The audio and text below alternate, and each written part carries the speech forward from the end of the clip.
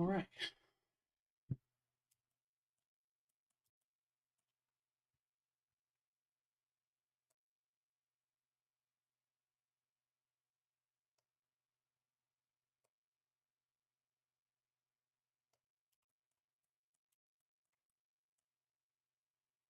Mm.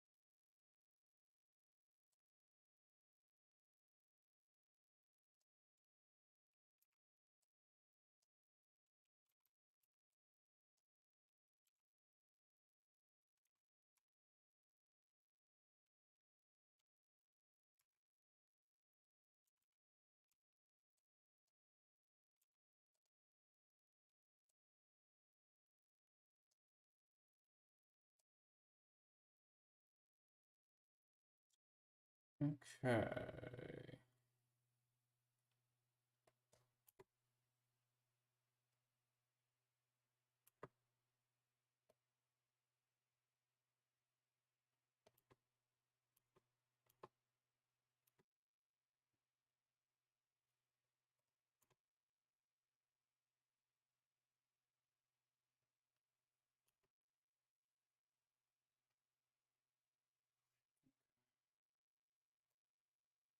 Drag this out.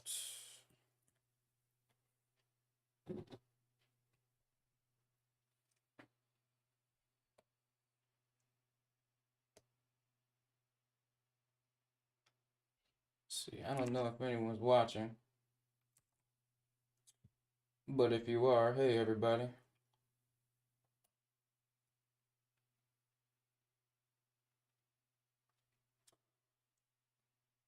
I'm just streaming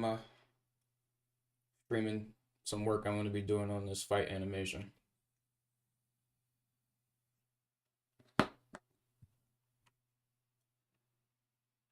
Seems we have a viewer on the tubes.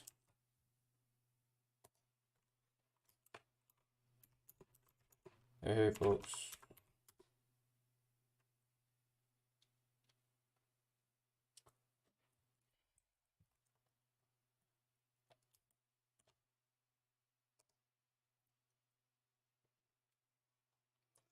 See what this looks like in rendered view.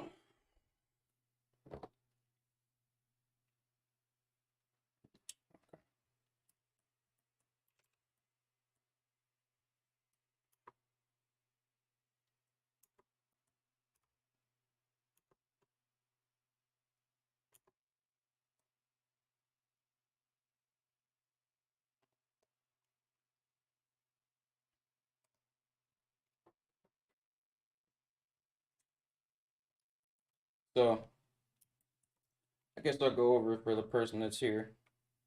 What I'm doing is I'm working on my fight animation, like I said, and these are the two characters. This is Rigify, and this is Handmade.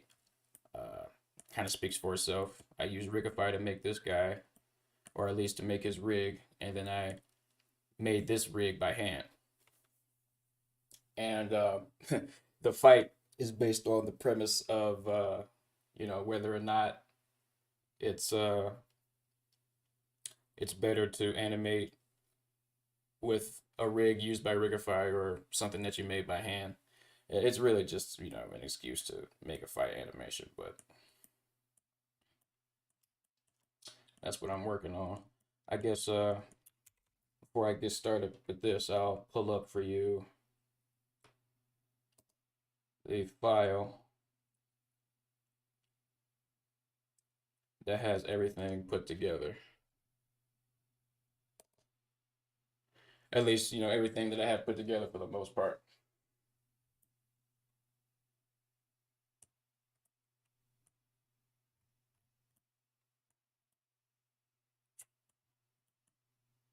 Okay.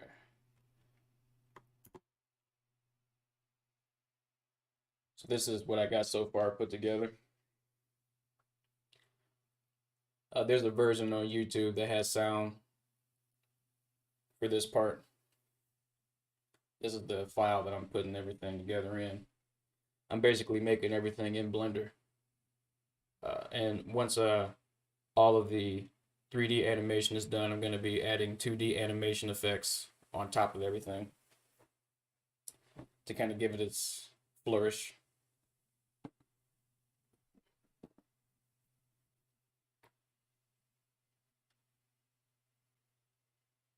So he kind of kicks the guy. He stands up. Boom. Rock Lee kicks.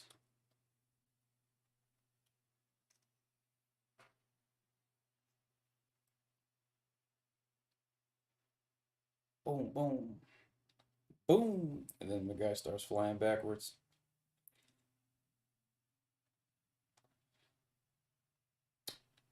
And he looks up. My man is like, yeah, just whooped your ass. What's good? Then he transforms into that newer form. And then the guy, he does the same thing. So now they got these newer forms and they fly at each other. So that's what I got so far. It's about a minute. I honestly, but I ain't gonna hold you. This flying part right here, where they start flying at each other, this is actually my favorite shot. This right here looks so sick to me. This pose looks so cool. And then he freaking twirls. That shit is so fire, dude. So we're gonna be continuing this, and for more context, I'll pull up my storyboards. Bring them over here.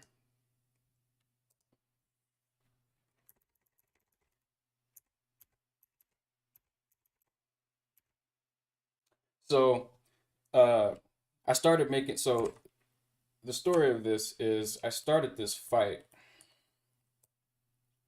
with this here, and I started it in Blender, and it was really just I really just did it on a whim, just to because I really wanted to start learning how to make fight animations a bit more professionally. I had done some things for college and on my own time, but I was really into figuring out how to get everything to flow properly, and so I started the fight animation with this sequence right here.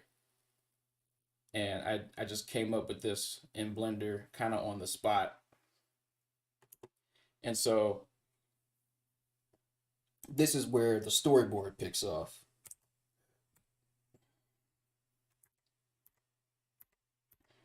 Right here, where the character flies back and the guy lands up. And so This is where he starts running at him.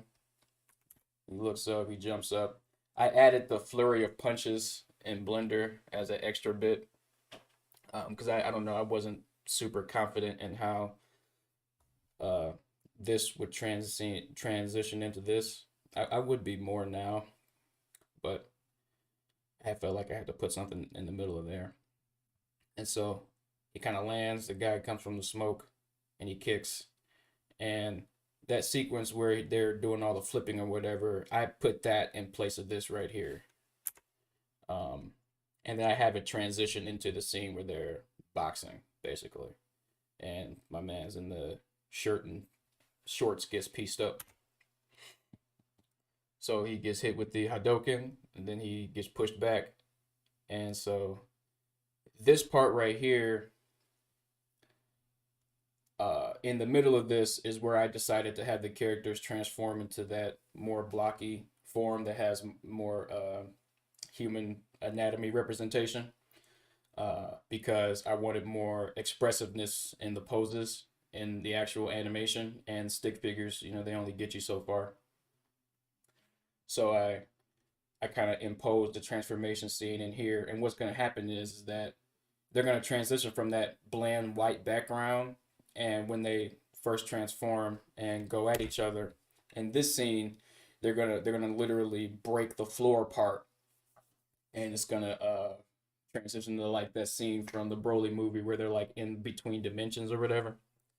And so they're gonna be fighting that Dragon Ball Z type of fight in between the dimensions. And as that fight progresses, they're basically gonna break the dimensions, and they're going to be in a different location. But this is like the conclusion of the kind of like the second part. I want to offer, what is this? This is Twitch.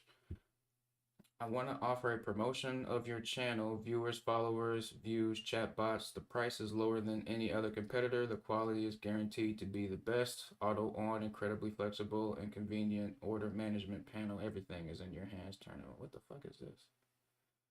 Somebody done put a fucking advertisement in my goddamn chest. Whatever. I'm not tripping. So after homeboy knocks the Rigify rig down, they stand up and they're gonna transform again.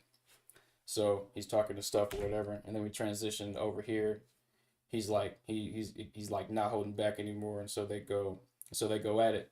And another part of the story is that these first few storyboard pages I hadn't been drawing in a minute, and so but I still wanted to have an idea of what was going to happen. So this is what I just decided to whip out without doing further drawing practice. The lower part here is me after a few weeks, actually a few months of refining my drawing practice. So in these lower pages, the fight progresses. They're in their full humanoid forms. I'll show you what that looks like real quick, so you have some context. Let me open.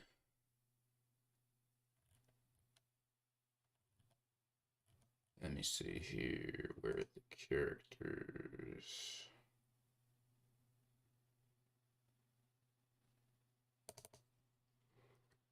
Fight renders, upgrade characters. Here we go.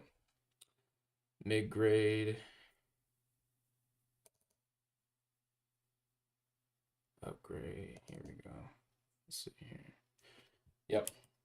So this is the quote unquote final form of the characters. So this is what they look like at this point in the storyboard. So I gave him a more defined costume, and I gave him shoes and Mickey Mouse gloves. I don't know why I gave him Mickey Mouse gloves. I just thought that it would, I don't know. I thought that it would be cool. I don't know. Something to further distinguish the two. During the animation, during the 2D section, when I start adding 2D stuff, I'm going to be drawing like mouths on them. I'm not going to draw eyes on them. I like this look, but I'm gonna drop Miles on him for further expression. So, he dodges the punches. They go back and forth, punch, block, punch in the stomach. He grabs his next punch, so he's gonna punch with this arm, but then the guy grabs it, and after he grabs it, he immediately counters to a punch to the face. So then he cocks his hand back for another punch, and this guy right here yanks his arm out from the other one, and then they start punching again. So he blocks this, he blocks that, he counters with two punches to the face.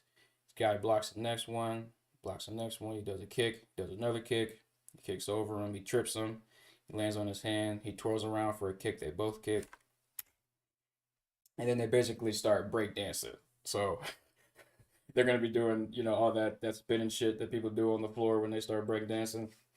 They're gonna do that for a second, and then they're gonna flip up in the air, and then this guy's gonna get the better of him and kick him. And he's gonna go flying through this. So the environment they're in is like that Avatar place where all the floating rocks. So he's gonna kick him through a floating rock here, and he's gonna fly into, a more solid like mountain area right here. So this is where they are in the new setting. I'm going to establish that a lot sooner in the actual animation, like with an establishing shot once they actually break through the dimensions. So the guy, he's literally implanted in the wall. He breaks his head free from the rubble or whatever, and he looks back up and he starts, getting himself loose. And we do like a zoom in shot to the other guy over here. He puts his leg back down, and then he winds up and he starts running at the handmade rig again, and he does a flip in the air and jumps up, and he comes down with a punch. And because he was dazed, he can't really react, so he's just gonna block it. And so he crashes through, and they break. They break this island that they're on. This is me talking about my frustration. So they break through like several of these floating rocks or whatever, and this is the shot of them flying through the air. And so basically, this guy, who's the one who's getting punched, he grabs the Rigify Rig's arm, and then he puts it in a lock, and he twists on the way down. So he twists them, and so they're falling on the way down with him having his arm trapped. And then when they land, they're totally doing. It's totally that scene from Dragon Ball Super when Vegito slammed Zamasu's head down. That's totally what this is. It's just what it is. It was cold as hell, so I decided to do that. After the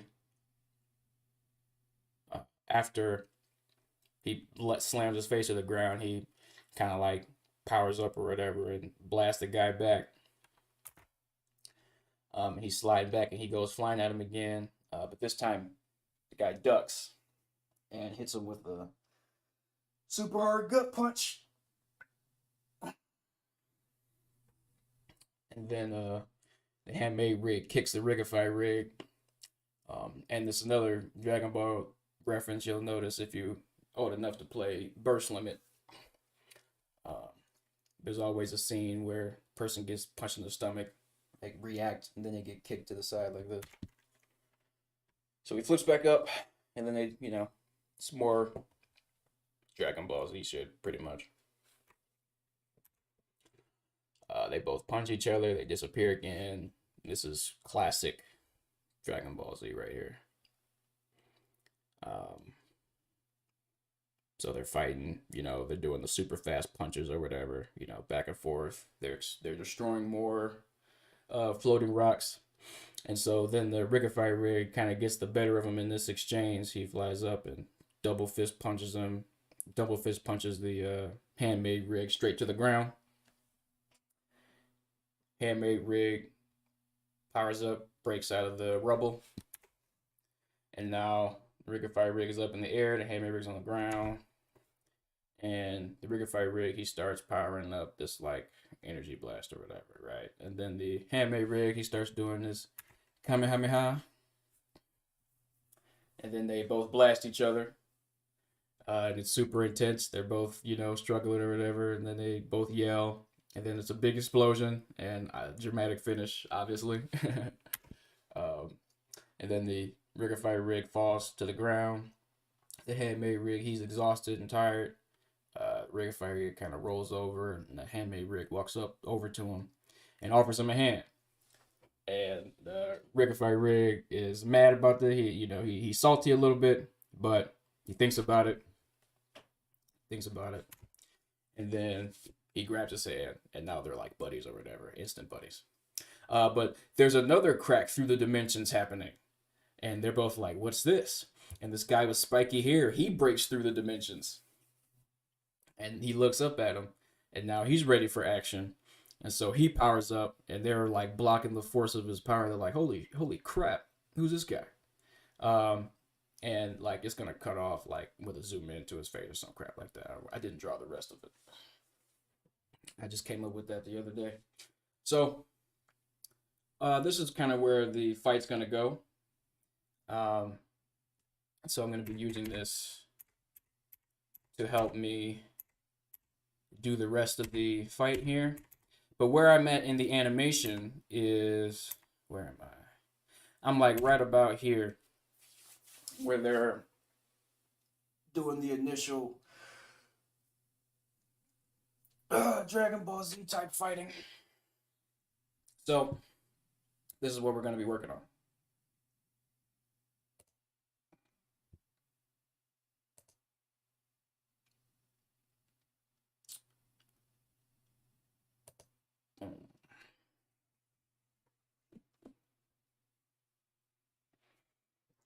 And here is, so this part right here is where they're actually going to finally break through the dimensions.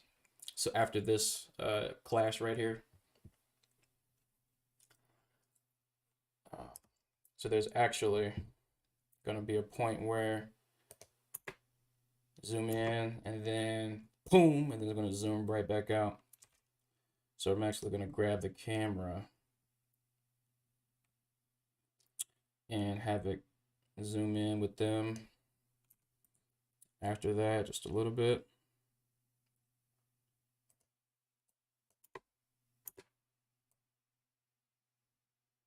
And then there's going to be a flash of like white light here.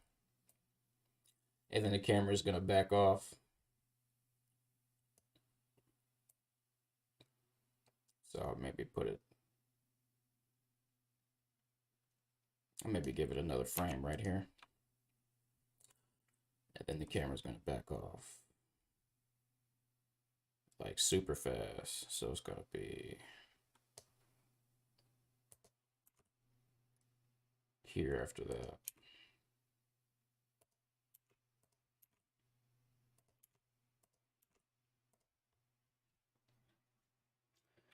And then let's take a look at it through the, right, and then we wanted to have some easing.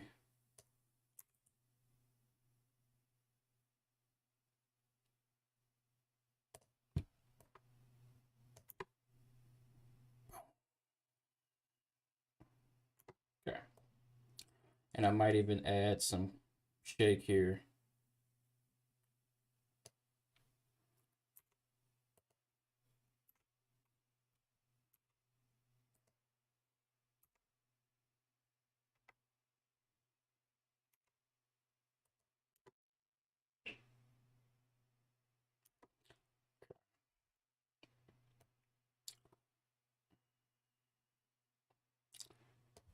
And then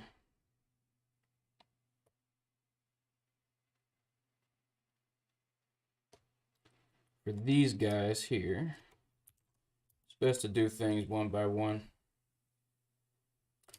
So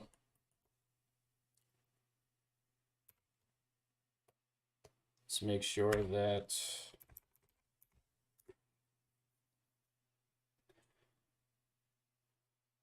we have a keyframe there.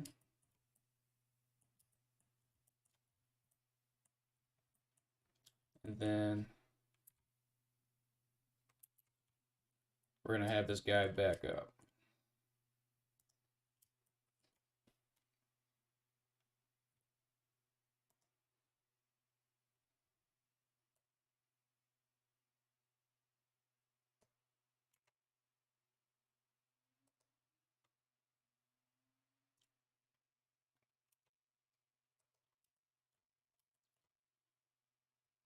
Back up to about here. And then we're going to use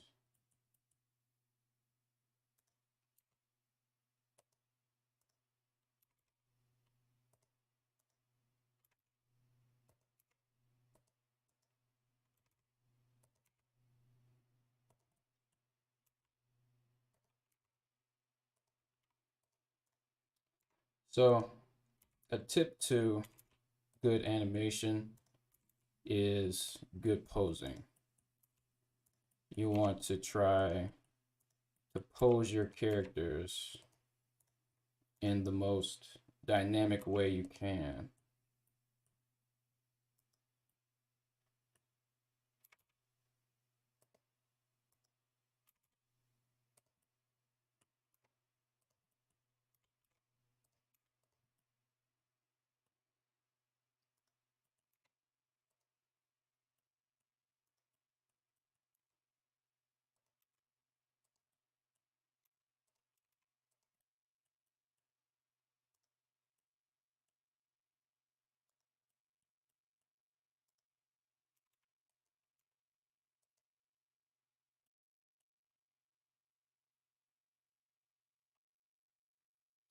That looks good.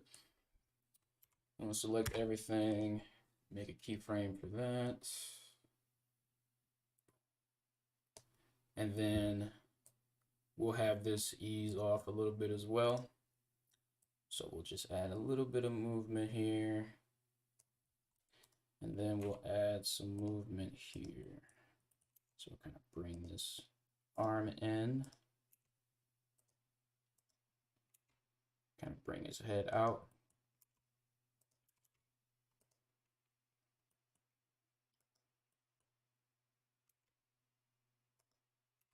Maybe rotate the torso a little more.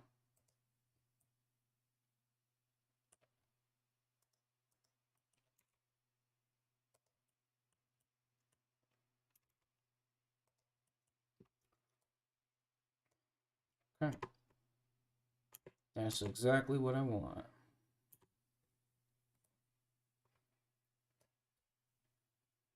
All right. Now let's do the same thing with the guy over there.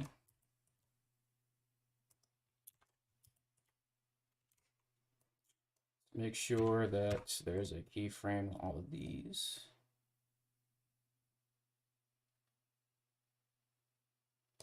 And then 4 frames, and then we'll move this guy back this way. See what the camera looks like. Exactly right. So,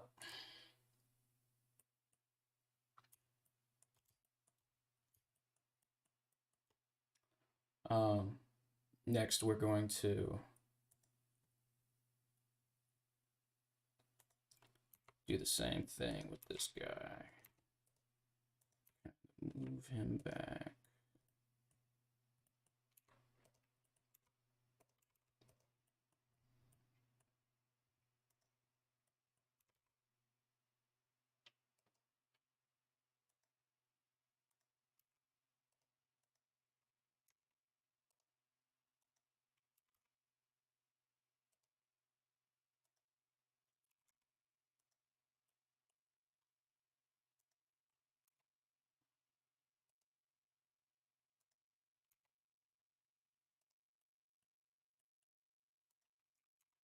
Another tip is to try to make sure that your pose looks good from multiple angles. It'll actually, whatever angle you choose to render your character in, it'll just look good regardless. And it actually helps with whatever other angle you're looking at. Unless you're doing something super exaggerated, in which case You can manipulate the frame however you want, but I find that it's good to try to make your poses look good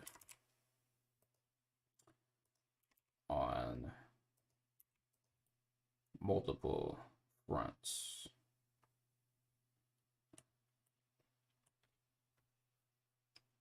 Okay, make a keyframe, go all the way back, and give it a little bit of ease. So this calls for further rotation. Bring the fist back, bring this fist forward, look up, bring forward, bring the knee up, start to rotate this foot up as well. And now, this is what we have.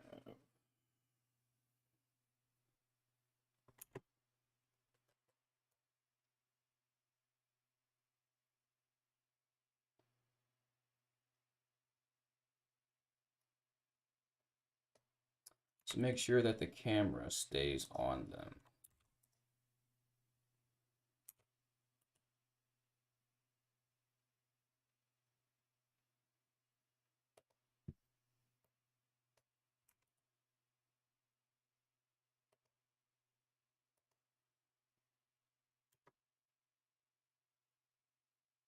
There we go.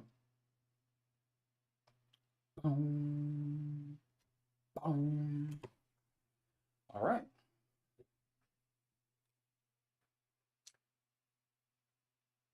Swazudula Ure. Swazdula.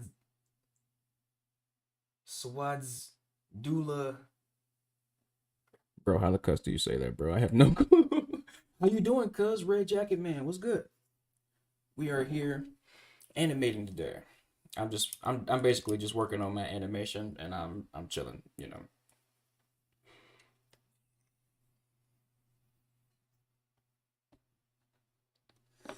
No camera or anything. I'm saving up so I can actually get a real camera. I've been using my phone and that is trash. That shit is actually trash, so not interested in that. But this is what we're working on. Boom. Boom. And so the dimension is gonna finish breaking at this point. So let me see. Let me save this. I'm gonna go to my older files and see exactly where I'm at. Okay. What's happening here? Ah, nice.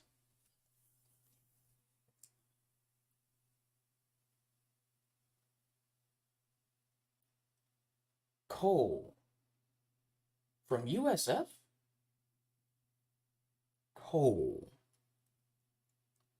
We did that one project together in class. Shit. Oh man, it's been so long. Oh, Cole. Well, hey man, good to see you. I didn't know people from USF were still watching me.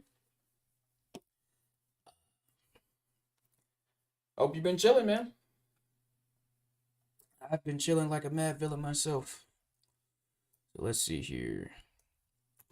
Boom. Ah, that's what's happening here. Yep, that's what's happening. So this is the part where the floor initially breaks. Boom. How y'all like that? This shit is about to be cold, man. Boom. And the dimension breaks.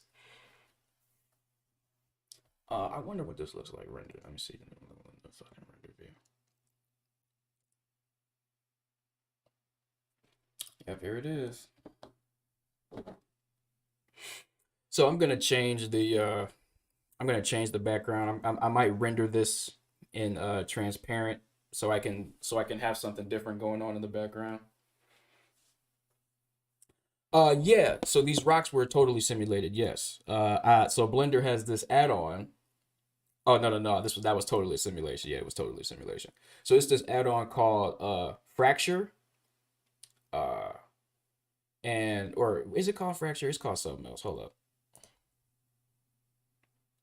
Let me see what the name of this add-on actually is. Is it Kaboom? I think it's Kaboom. Yes. The add-on is called Kaboom. And basically, um, you can blow shit up. You can take a cube or whatever object that you have and fracture it, and then you can animate. You can do the simulation, and then you can animate how the simulation plays out. So, uh, the initial simulation, I started the rocks are kind of still, and I'm actually gonna put a regular plane over this, and then animate it disappearing when the floor actually breaks.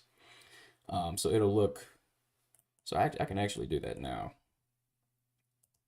So it'll look something like this. Put a plane here. Scale this up a bajillion%. Are we in object mode or are we in edit mode? Now we're in edit mode. Let's scale this up by 10, and then let's scale this up by 10 more. And then let's bring this over here.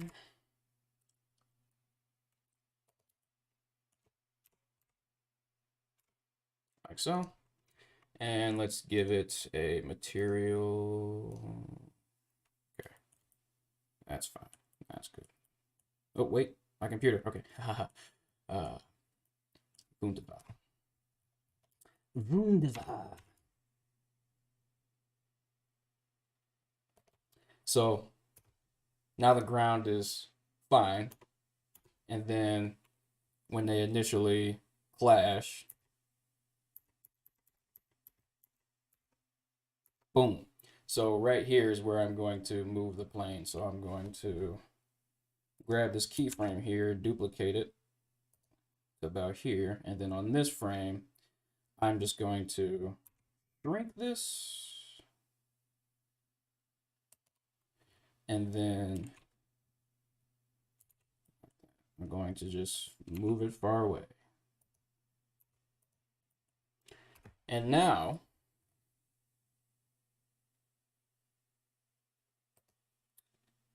I have a regular ground. Boom. And now everything broke apart. Boom.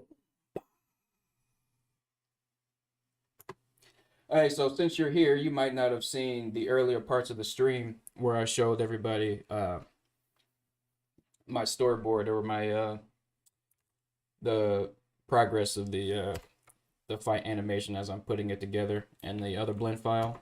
Boom. So let me save this. I'll give you a quick peek since you have decided to join. Stick my put together.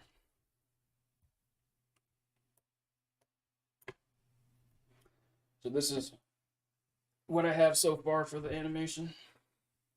And there's sound. There's a version of sound that's on YouTube, but I think I just muted this. I don't know if you can hear it. Yeah, it doesn't seem like it.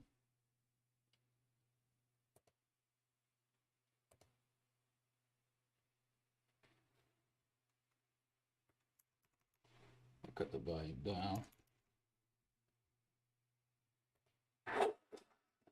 Oop.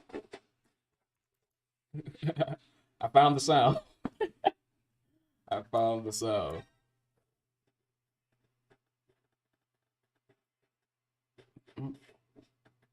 Boom.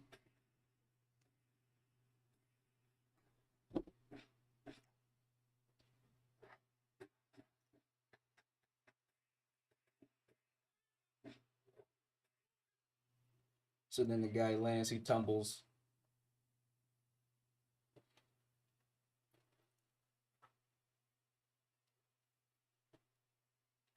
And this guy in the blue transforms.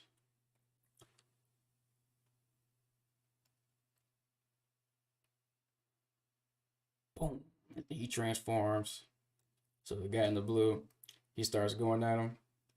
I love that pose so much. I love this shot so much. So that's what I got so far for the animation.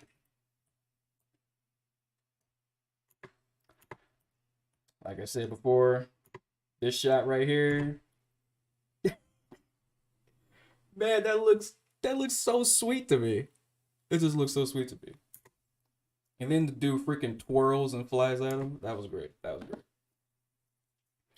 So, like I said, this is what I got so far for it. Let me open. I don't need to save anything. I didn't make any changes. So that's the first part. So let me see. So the dimension is gonna break again, and there's supposed to be like a lot of crap flying around here. So let me see. Let me see something. I need to go through and check. Part 21 is where they break the dimension. Right, this part they're like, I see what's happening. Right, they're like struggling or whatever. Okay, that makes sense. So then part 23 is, right, I'm doing some straight Dragon Ball shit right here. Boom. So I'm gonna like splice together the this right here. Let's see. Right here. I wonder if there, how many more do I have? Because that's 24, and then 25 is right here. Boom, boom, boom. Okay, right, and then they go boom, right. And so right here is where all the dimensions is gonna shatter. So I guess I'll show you some of the kaboom stuff. Thank you, Angel Alexander Jimenez. I know it's, I know that's not it, but Jimenez. Is it a Y sound or him is or H sound? I'm so confused. I'm sorry, but thank you. I appreciate your words of kindness. So let's see here. I do need to blow crap up. Let's make a cube, not over there, but in the world origin. Now let's make a cube, and I'm going to scale this cube down. Scale it on every axis except the Z axis 10 times, and I'm going to do it again. Actually, no, I'm not. I'm not going to do it again. Here's a trick. I'm about to show y'all a trick. If you want to do a simulation of widespread destruction, like a mountain being destroyed or some sort of colossal structure falling apart, something that's really big in comparison to your characters. If you want that simulation to one, work right, and two, look good, start the simulation on something small like this, and you want to subdivide it a few times. Subdivide this like, well, actually, you should have subdivided it. So this is what we're going to do. We're actually going to delete this. We're going to make a plane instead. We're going to subdivide the plane 10 times. And we're going to extrude it upwards to make this. Next, we're going to go to our fracture here, and we're just going to leave everything the same. Fracture. We're going to create a new group. Okay. And now everything is fractured. And so now that everything is fractured, we can add a blaster. So let's add a blaster. This will be good. And so we're just gonna leave this down, and we're gonna animate the blaster going through our object here. So make sure you have Auto King turned on, and on frame 4 or 6, we're gonna have the blaster go through. like so.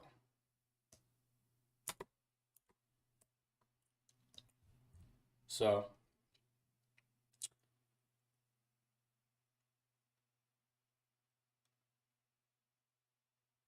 I think, what is the next step here?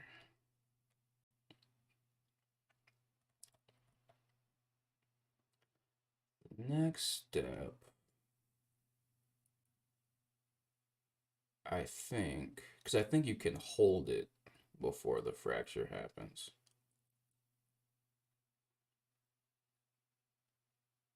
Rough cut blaster, here we go. Let's see here.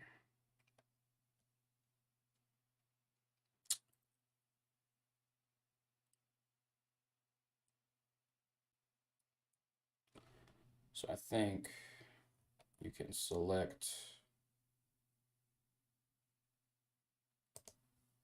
this group here, go to crumble. There we go.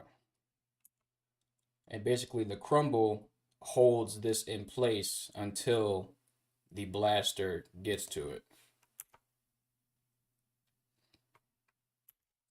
So that's about where, maybe even here, to be honest. And then it starts.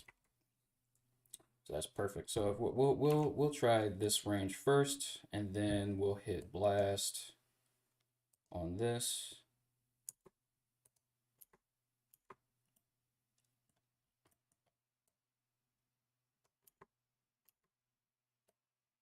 So the crumble frames are keeping it held for too long. Let's try this. We have to hit blast again.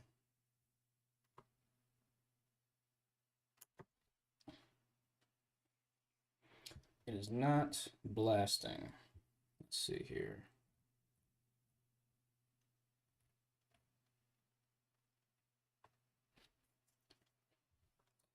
Give me 1 second. I have to figure out my blaster.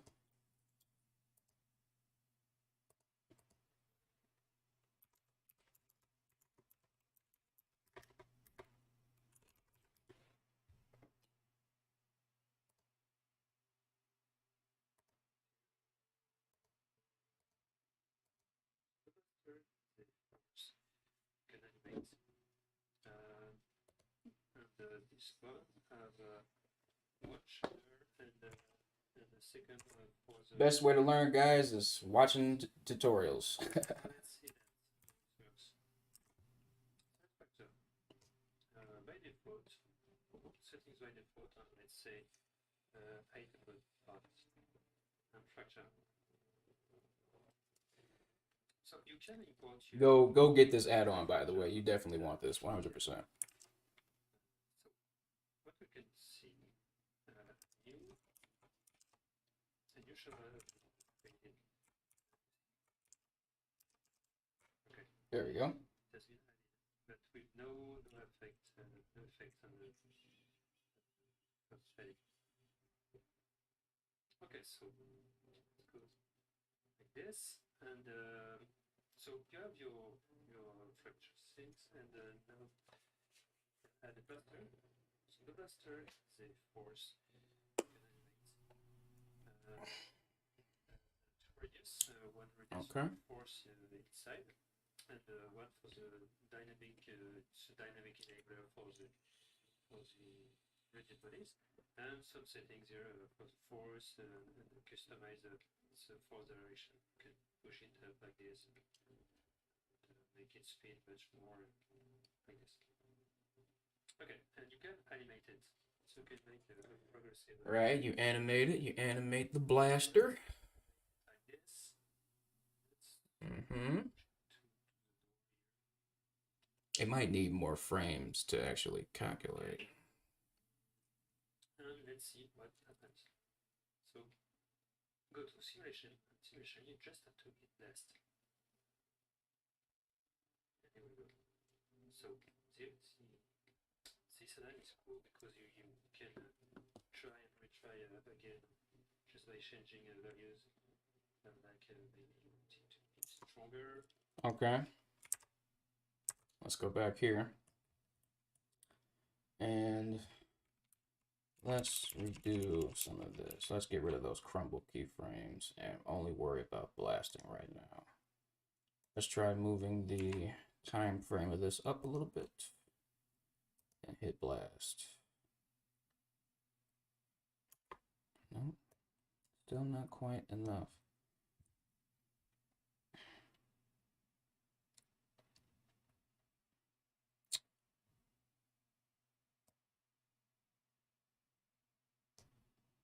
See what happens. Right, we gotta hit blast again. There we go. That's what we're looking for. That is what we are looking for. So now that we have this, right, we have the rocks blasting out. What we can do, I messed up. So before you do any of that, you really want to make sure that your rocks here have a material. So we can actually just delete all this crap real quick. And we'll just add another plane, do what we did, subdivide it 10 times. Let's go to the fracture settings. Like we said, put it up to about 800. And then you want to create a material.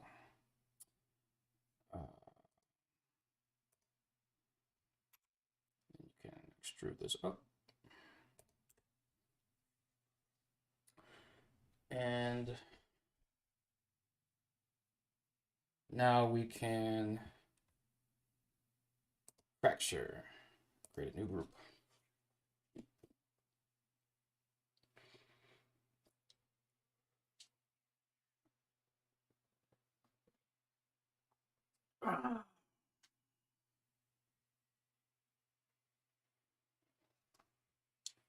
And it takes a minute to fully fracture everything.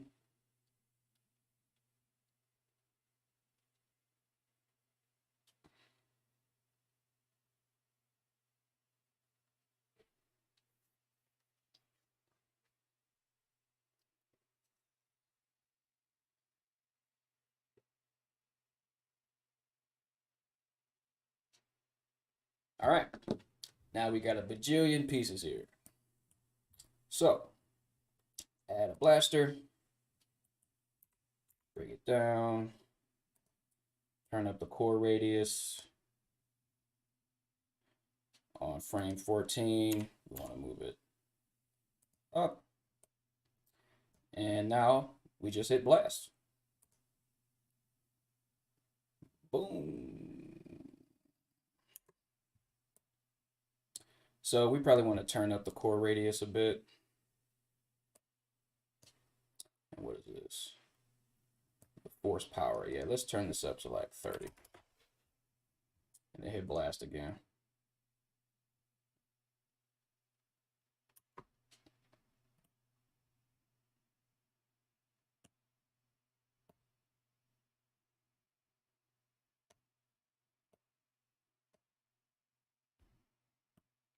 Ooh, you know what? You know what might be better is if we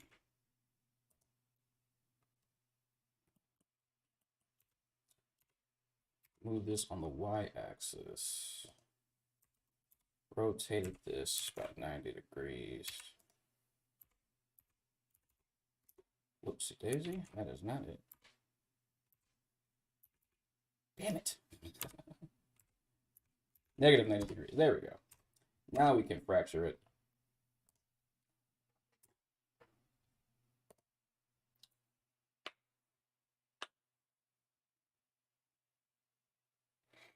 It'll take a little bit to fracture.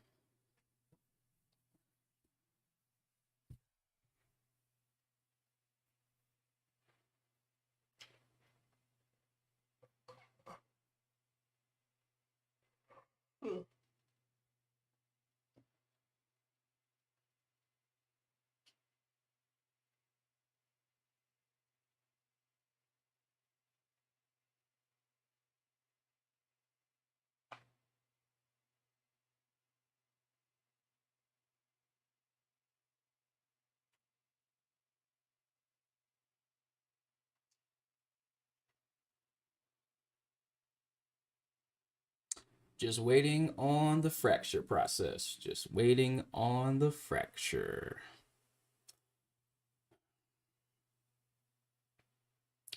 Anyone been watching any cool anime? I've been watching Gundam 00. It's actually fire. The production values in that show are pristine, godlike 2D animation. Godlike. Here we go. Add a blaster. Up the core radius. Up the bore. Bring it back. Bring it up. Frame 14. Bring it through. Blast. Yes. Yes. There we go. That's more like it. That's more like it. We could probably even make it more devastating if we had it on frame 8. Let's blast it now. Nah, it's pretty much the same.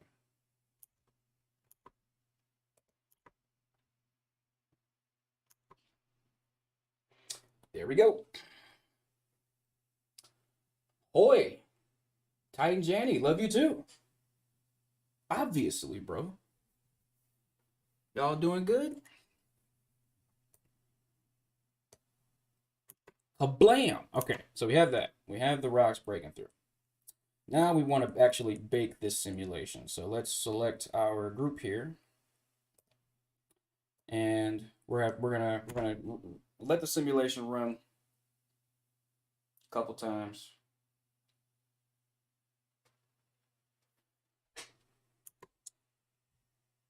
Okay.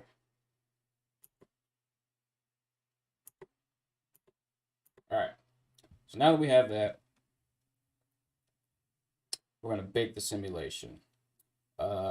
Custom range, let's see here. We're going to start baking at frame 1. We're going to end at frame 51. And then we're going to bake.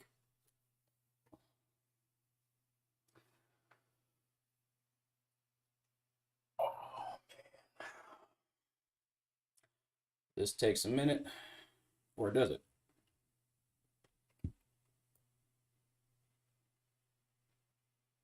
I guess not. Yeah, it's all good now. Sick. So now what you can do is you can select this again. And, well, actually, before you select it, what we need to do now is create a parent. I'm showing y'all some fire shit right now, okay? This right here, select all of these, shift select this, control P, object, and keep transform.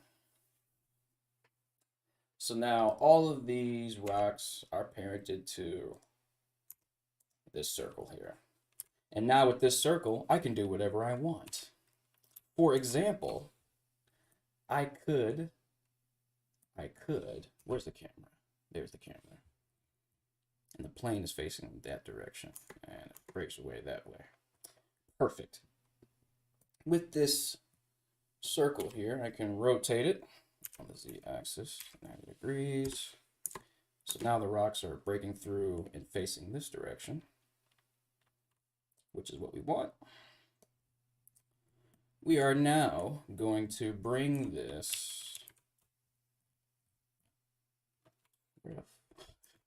Which view is the thing on? This is like the right view, right? Is that where the camera is? No, the camera's back there. Okay, so then the front view? Okay, where's the camera? Where is the camera? Okay, the camera's over there. There it is. Okay. So,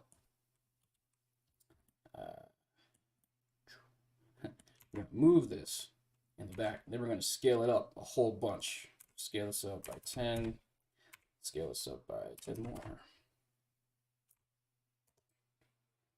So now it covers up the background here. We can frame that and scale it up more. So now that we have this,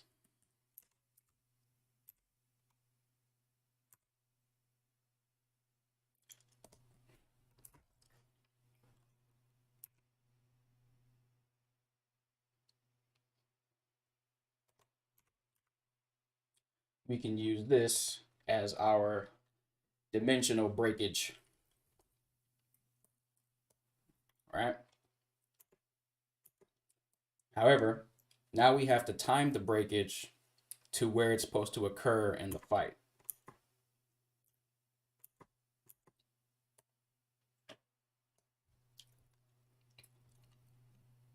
So let's select our group again. And with this animation, the breakage is supposed to occur right here. Boom. So on this frame. So let's move everything to about maybe right here. Maybe even here.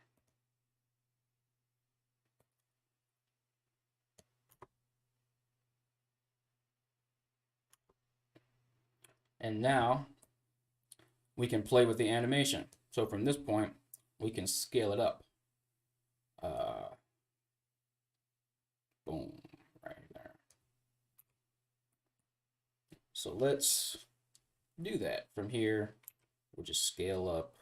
We'll just scale it by 2. Just like that. Boom. Boom. Boom. So now we have created dimensional shattering. Once again. Hey, Mr. Kelly Johnson, how you doing? Thanks for the $5, bro. Much appreciated. No, this fight is not mocapped. This is all hand animation by yours truly, the Magus. Boom. Boom.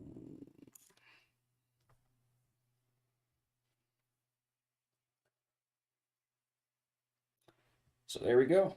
There is our dimensional breakage. Now let's see here. All right, there's nothing lighting this.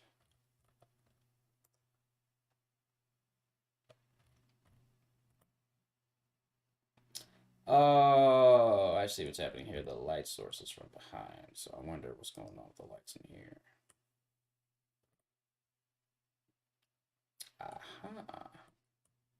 Is this not a thingy? Let's see here. Let me go to my shader.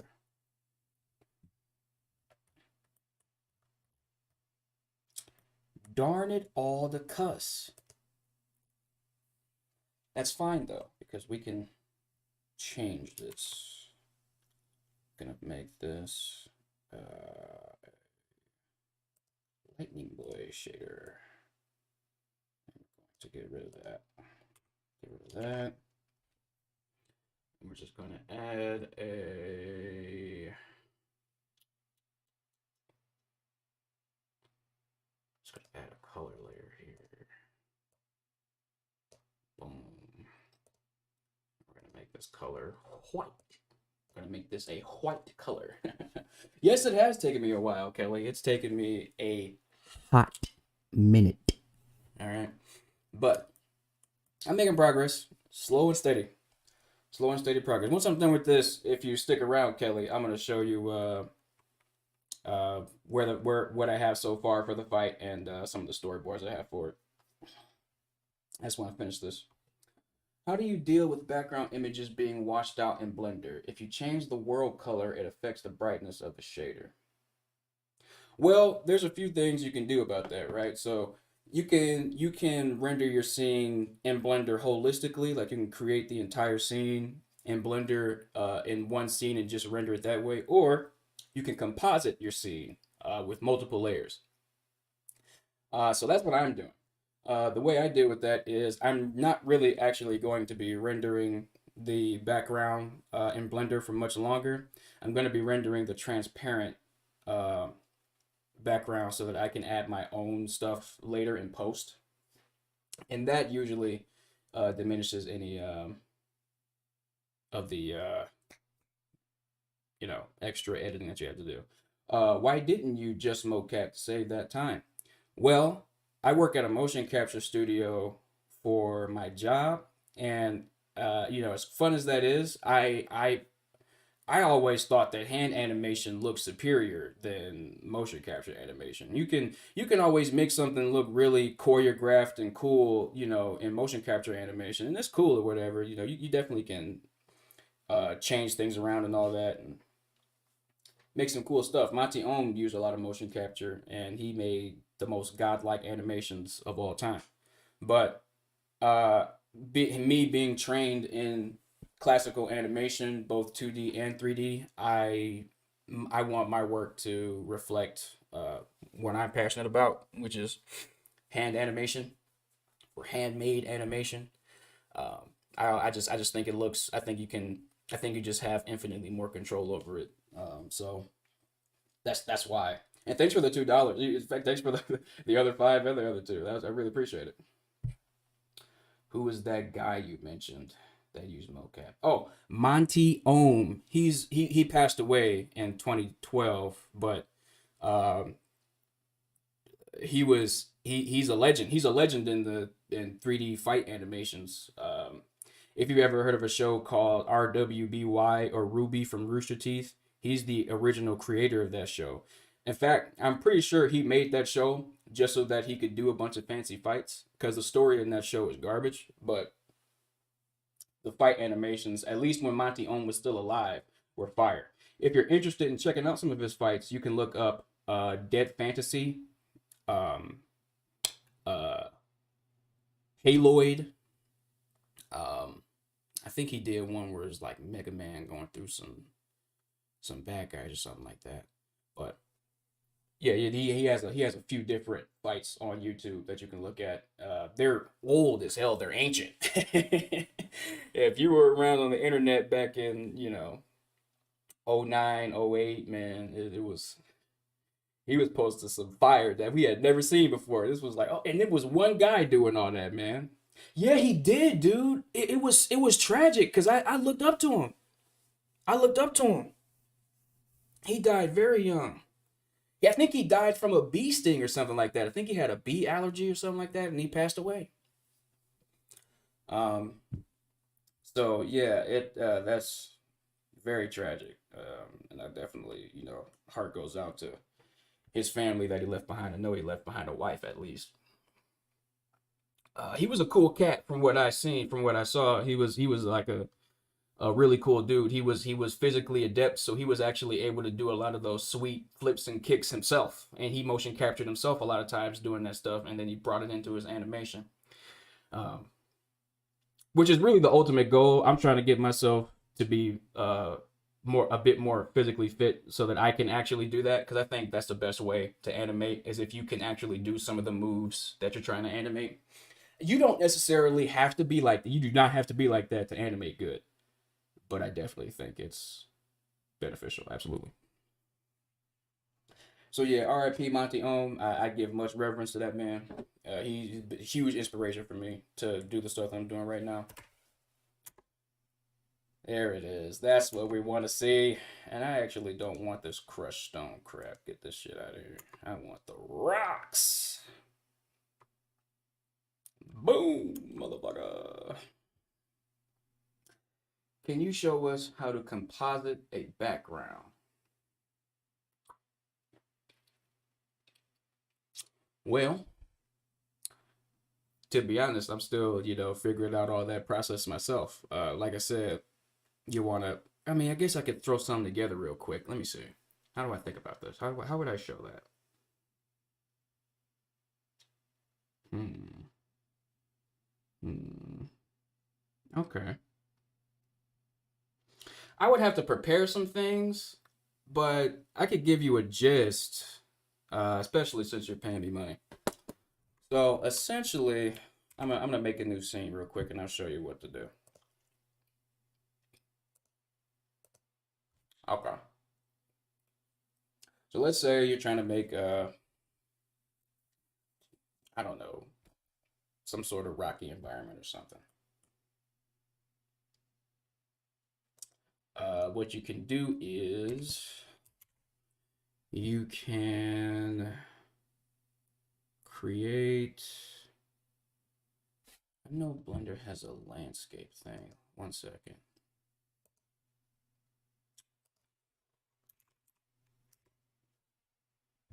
Here it is.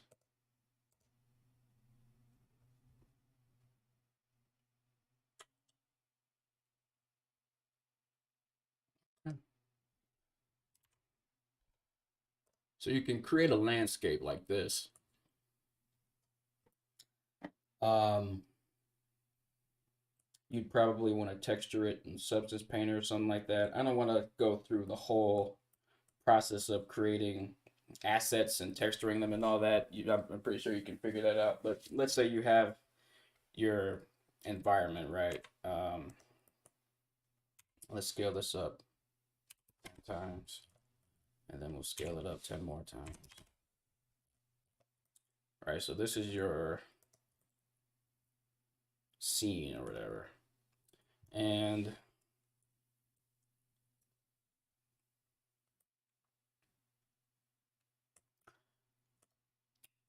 let's say, let's see here. Let me get the camera selected and kind of zoom it out a little bit. Actually, I can just rotate it in here.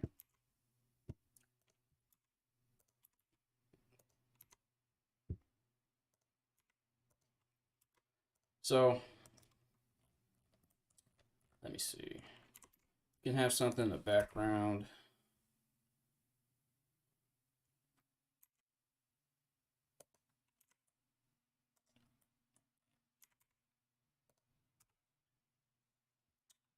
Uh, for your camera, you want to increase your clipping.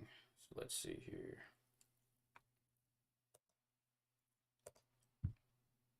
Clip start, clip end. I usually put it up there like 100,000.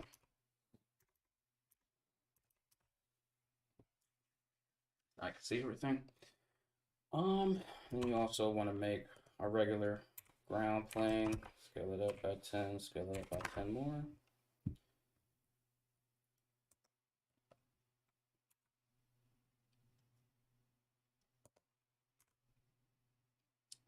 Right. So you got your mountain here in the background.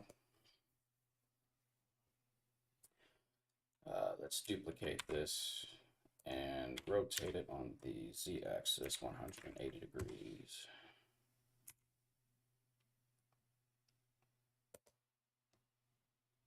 And then let's move another one center. We can move that on the y-axis backwards. If I create an image and put it on a plane, how do I get the image composited to look as it does originally instead of the washed out look? I see what you're saying. You want to use a emission shader. I'll use this plane as an example. So you see how the light kind of shines on this plane. You know, it giving it that quote unquote washed out look you're talking about. Hit new, go to your shading tab over here, and turn back your regular shading. If you want this plane, if you had like an image on it, right? If you had an image texture on the plane, which is what I suggest. If you just imported an image, uh, I don't know. You know, if you like imported an image on an empty or some crap like that, you know, I wouldn't know like how to change that. I don't mess with that, but I do. If you put your image on an actual plane, you can go in the shader here and delete this shader and just turn on a emission shader. Boom. Now it's a flat color, right? And so let's say you wanted to put some image on here. Let me UV unwrap this. And I'm going to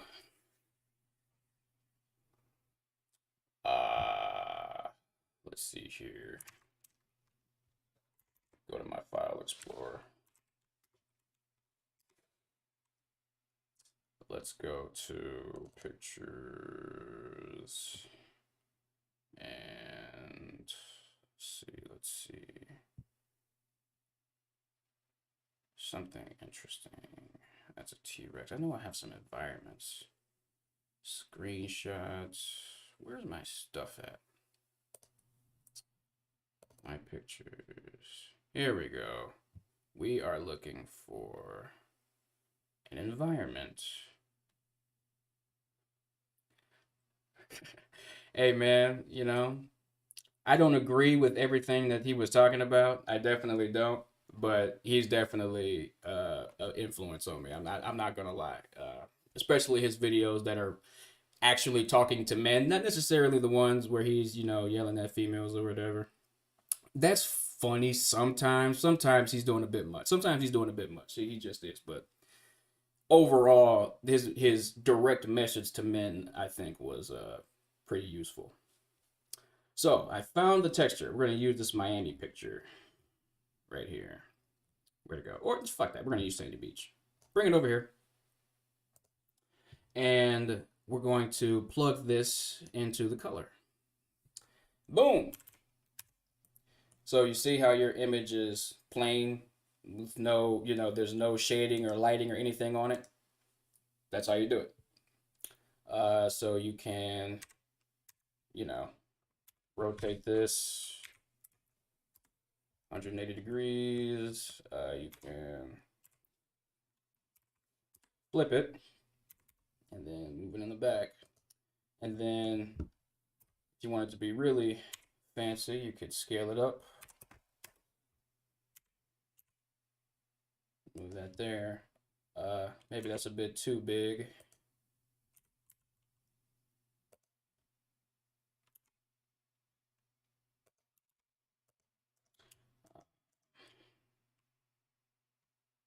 But yeah, just, you know, just imagine, if you can just imagine that there's a, you know, whatever environment or background that you wanted to paint onto this image plane, imagine that that's there.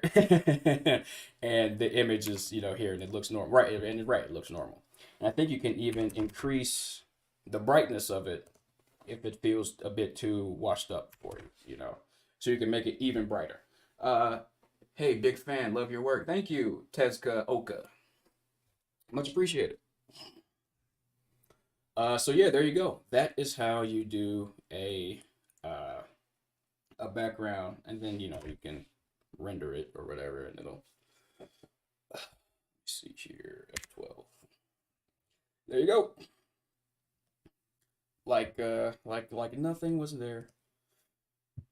So that's for you, Mr. Johnson. That is for you. Thank you again for all of your donations. Much appreciated. Okay. So back here, I want to see what we're doing. There we go. No problem, Kelly Johnson. Boom. That shit is about to be cold as hell. So yeah, that's what I'm about. That very thing that I just showed you how to do, I'm gonna do that for the background. As soon as these rocks break and everything disperses, I'm gonna have an image plane on here that shows the environment that I'm gonna create. Hold up 1 second. Somebody's banging on my door. Hello?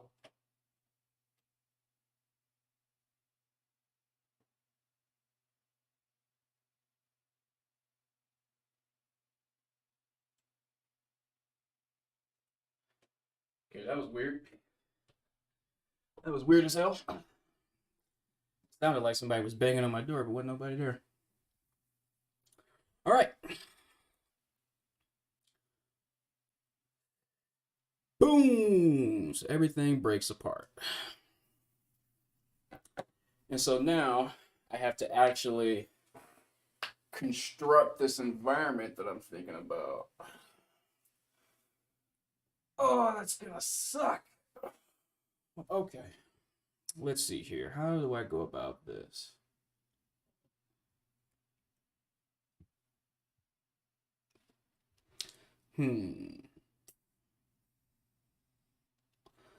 All right, Kelly. Since you're here and you gave me all that money, I did. I'm pretty sure you missed the beginning, so I'm gonna show you guys what I have for this fight animation so far.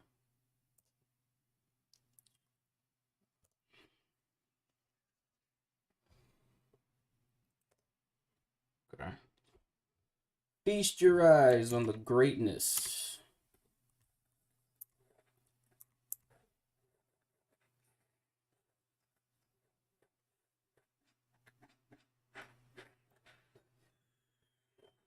Blender's animation player is chopping up a bit.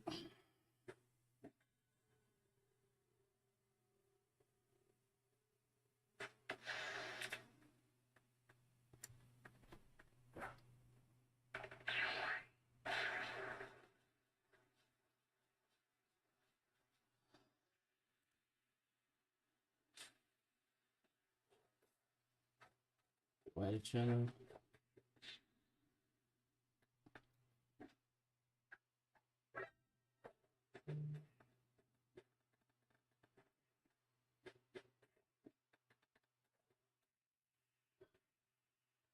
It's really choppy right now.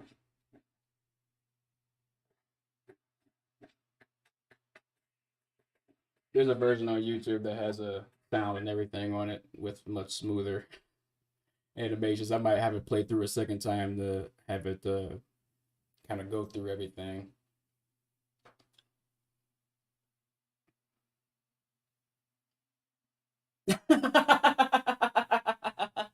Because there's a lot of data. There's a lot of data in there. There's a keyframe on every frame. That kind of puts a lot of strain on your machine. All right, is it gonna keep chopping up? It's still chopping up. It's not working with me. It's not doing it. Oh well. Let's see. Let's get out of here. So that's what I have for the fight so far, and for my storyboards. So let's see here.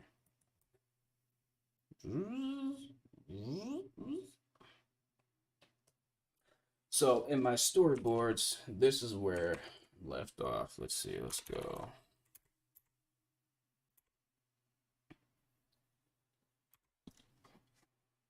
Right here. So they charged each other, they crash, they're talking crap or whatever, and then they start doing their Dragon Ball fight. Then the guy gets kicked away, he blocks it, and he's moved back, and then this guy, he rushes up to him immediately after, and you kind of see him coming in with the punch. This guy blocks it, counters with his elbow, grabs his wrist, trips his leg, and throws him down on the ground. Causes a big old ruckus. Yes, Mr. Fake, I have. I've been working on this for a minute. That's why I haven't been doing tutorials or anything like that, because this has been my side project. So the guy slams the guy down. So for context, the person in the shirt and shorts is the Rigify rig. The person that doesn't have anything is the handmade rig.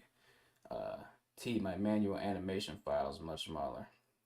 Yep. That's usually the case there, because the data that you put in your manual animations is like we usually don't have a keyframe on literally every single frame. There's usually some interpolation there with the graph editor. So After the Rigify rig stands up, the guy in the shirt and shorts, he kind of powers up, and the handmade rig, he's like, what? And so uh, the Rigify rig, he's like, I don't have to hold back. And so the handmade rig, he gets ready to fight. And then they're like, let's go. And so they clash again. During the clash, the handmade rig, he gets punched in the face. Then he starts going back at it. You found my phone channel?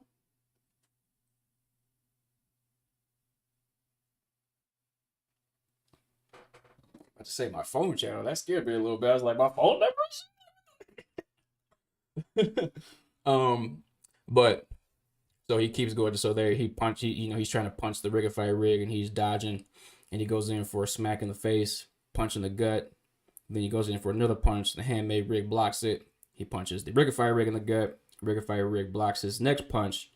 He like grabs it, and then with his closest hand, he ricochets it back to the guy's face, and then he chambers it again, and the handmade rig kind of ducks down and gets his hand loose from the other guy's grip. The Rigify rig, he starts punching back, but the handmade rig is blocking everything. He counters with 2 punches of his own, but then the handmade rig gets blocked, and he gets blocked again, so he starts trying to do some kicks. So he goes low, then he goes high, and then he twirls around and does a spin kick, but then the Rigify rig trips him. The handmade rig lands on his hand, and they do a spin around and kick. So then they kick at the same time. Then they start breakdancing. So like all of their breakdance moves are like missing each other. But it's gonna look real sweet, right? It's gonna, the animated breakdance. And so they both flip in the air, and then the Rigify rig gets the better of the handmade rig and kicks him to the side. And so he's gonna fly through some of these floating rocks, and then he's gonna crash into like a mountainside. So he flies through, boom, and then there's another shot of him crashing into the mountain, boom, and then there's a shot of where they are and the mountain that he just crashed into. That's where the guy kicked him from. So he's implanted into the mountain, and he pulls his head out, and looks back up at the Rigify rig. Rigify rig puts his leg down and gets ready to run at the handmade rig. So he's running, and he jumps up and twirls. And once he's done twirling, he's in this pose here for a punch, and he comes. And he starts falling down. And so he was dazed earlier, so he doesn't have time to dodge, so he just blocks. And when he lands, it breaks the mountains or whatever the cuss they were on. This is my visual frustration at the project. Very, very, very frustrating. Anyway. They crash through several more flying rocks, and they're falling through the sky. And the guy, the handmade rig who's being punched, he grabs the Rigify rig's arm, and then he locks it in between his legs, and then he twirls them around this way, and then they start spinning when they're falling down, and then they crash into the ground. And once they crash into the ground, it's going to be like a puff of cloud, and then the cloud's going to clear, and then it's going to be this guy holding his arm back like this and his head on the ground. If you've seen Dragon Ball Super, you know where this is from. So that whole sequence happens. He's like, got you. And then he's like, nope. He's like, oh shit. And then he gets like blasted off him or whatever. And so he gets moved backwards. The Rigify rig starts flying at him again. He throws a punch. The handmade rig dodges and ducks. The handmade rig throws another gut punch that lands square in the gut. Rigify rig feels that, and then the handmade rig does a spin kick and kicks him off to the side. The Rigify rig is spinning around on the ground after getting kicked. He flips back up, and then the handmade rig teleports behind him and tries to punch him, but he ducks, and then he teleports. The handmade rig is like, shit, I missed. The Rigify rig comes back for a kick, but then the handmade rig teleports, so this goes back and forth until they both teleport and punch each other in the face. and then they both teleport again. And it basically devolves into a standard Dragon Ball Z fight. They're over here in 1 second, now they're over here, now they're over here, fighting each other super fast. Boom, boom, boom. Bursting through the clouds. They're still super fast fighting. Punches and kicks are being exchanged. Everybody's, taking punches, receiving punches. They're breaking through more mountain, more floating rock mountain ranges or whatever. And then the Rigify rig finally gets the upper hand on the handmade rig and double fist punches him back down to the ground. Boom. But then the handmade rig, obviously, he's not having it. He breaks out of the rubble. So we have the Rigify rig. He's standing up in the sky, and he's, looking cocky. And then the handmade rig, he's mad because he just got knocked back down to the ground. So the Rigify rig, he starts powering up his energy blast. He's like, I'm about to freaking destroy you.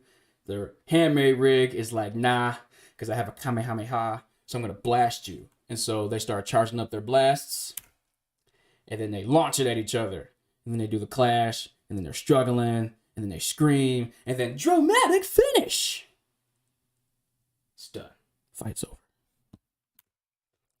The Rigify rig falls from the sky and lands in front of the handmade rig. The handmade rig is exhausted and tired. The Rigify rig is salty. He rolls over and he gets up, and the handmade rig is looking down at him, and he's like, what's good, but the handmade rig reaches out a hand of friendship. The Rigify rig is salty at first. He's like, I don't want that shit, but then he starts rethinking it, and he's like, well, I guess. And so he decides to take his hand. Instant buddies, instant friends now. They're both friends. They've been friends this whole time. And so after that, they both notice, though, that the dimension is cracking again. Who's going to come through the dimension next? So they're both looking, and boom, this guy with spikes on his head bursts through, and he lands. He gets up and looks at the both of them, and he immediately wants hands. There's no words exchanged. He just wants hands. So he powers up. They both are affected by the shockwave. They move back and look at him. And the very end is going to be a shot of him, standing from afar and then flying at the two of them. And that's going to be the end of, the animation. That's going to be part 1 or whatever. And so, yeah, that is the plan for the fight. That's where it's going to go. I don't exactly know how long it was going to take. I was hoping to have it done sooner, but once I started adding more to the storyboard, it just kind of became this. So let me go back to chat. It was good looking at a storyboard on a notebook than digital. Yeah, I have Photoshop and all that, but I prefer my sketchbook. I just do. How do you get weapons to follow mocap properly? So, and thank you, Mr. Fake. No, thank you again. I'm trying, because I'm trying to do something that's like a finished project, and I hope it makes sense. So I thank you for your words of encouragement. As far as you, Mr. Kelly Johnson, for weapons to follow mocap, there's a constraint that you can put on the character's hand. You could just do a copy location constraint to the character's hand bone for whatever prop you want, and parent it that way. And you can actually parent it to both bones, and then you can have a third bone as like the controller for the driver. So you can have it attached to whichever bone you want. And you can actually do that for if your weapon is supposed to be on like the leg too. Let me see if I can pull that character up real quick so I can show you. Oh man, this motherfucker. This is an old file right here. This file is 3 years old. Let me see here. Where would it be? Blender folder, Ure 2020. Did I try to rig him with Blend Rig? Did I succeed? Oh, did I succeed? I think I fucking succeeded. Oh, I totally succeeded because I'm a god. Okay, hold up. Did I really? Yo, yeah, I'm gonna. You're gonna see me animate this guy again. He's gonna be animated again. But the point of me bringing him up is to show you this. Yes, right here. This is actually what I'm showing you. Basically, this bone right here controls the driver between the constraints to move the gun from the holder here to the hand. Um, Essentially, what I have here is a copy transforms and another copy transforms. This bone initially copies the transforms from the thigh bone, and I have, let me go back. I created a driver here and mapped it to this bone's translation so that the driver cuts off this influence. So basically, I put the thigh control here first, and then I put the hand control at the bottom. And basically, when you use your driver to turn off the hand transform, it'll go back to the thigh. And you can essentially do that for, you know, both hands or both legs if you want. And you can do it for the back, but that's how you do it. You know how to make drivers and all that. If you know how to make drivers, it's very simple. If you don't, then you got another problem. I gotta teach you how to make drivers too. But yo, check out this character. I made him 3 years ago.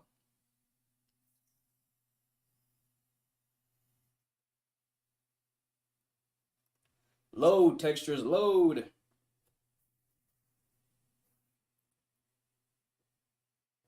Good. Then you good. Then you know how to do that method there. All you have to do is make drivers. And really, you only have to make one driver. Excuse me. You only need one driver. It's for this constraint down here. So and make sure it's a copy transforms constraint. You're not sure about the extra bone part. This is just the bone that controls the driver. This is the driver, and you map this to the hand right here. That's how you run a driver through bones. I mean, you can run it through anything, but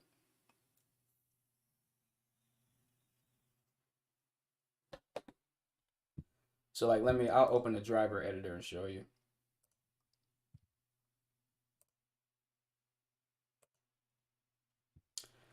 Um, so I basically have this mapped to the the Gunblade's placement bone uh, on the y-axis, and so this bone right here is this one. Excuse me. So I mapped this bone here to this bone so that it drives its motion. His hair needs some texture. Feels like a paint job. This whole thing is a paint job. I don't think he has hair. Does he have hair? Oh, he does have hair. Yeah. I mean, it's all. This is a 2D style character. This is all supposed to look like a paint job of some kind. Oh yeah, and before I forget, there's another thing you can do with this. That same method that I showed you for mapping the bone from this leg to the hand is this very same method that you can use to make this.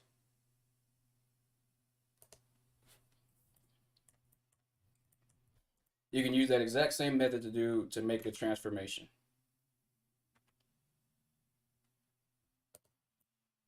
See that?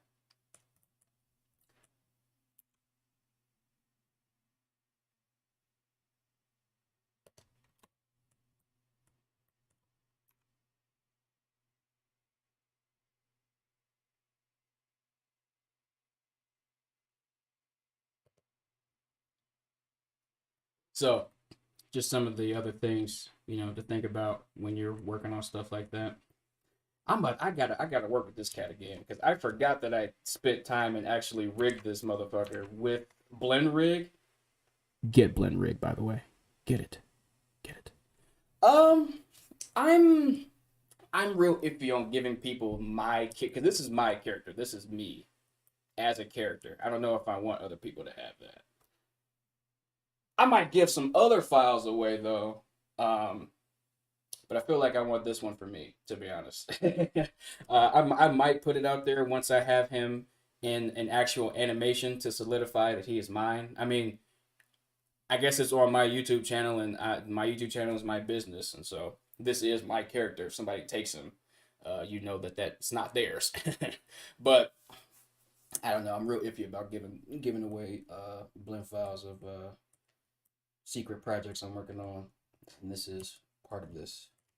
D, how is Blend Rig superior to Rigify in every way, shape, or form? No, I'm just kidding. No, but in all seriousness, can you just give us the hand and the weapon? You mean like the actual physical hand, or the like the glove and then the gun, or just the gun and the rig with it? I don't know.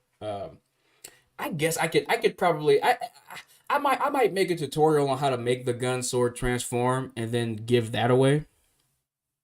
Um, I might do that. I don't know. I could just give this. I don't know. I don't know if I'll give it away per se. I don't know. I'll think about it. I'll think about it, Kelly. I'll think about it. Because I really haven't thought about giving this particular model away. Um, and if I do, this is pristine. Somebody might have to pay for this. Like, but no, I might give I might either give this away or something similar, something equivalent that you could do the same thing to, the holster, the weapon, and the glove. This shit is kind of fire. I'm not gonna hold you. This is fire. I am going to be making more tutorials at some point, probably after I'm done with the animation. I'll make a donation to you so you can make an exclusive sale to me. Ooh, oh, word. Okay. Hmm.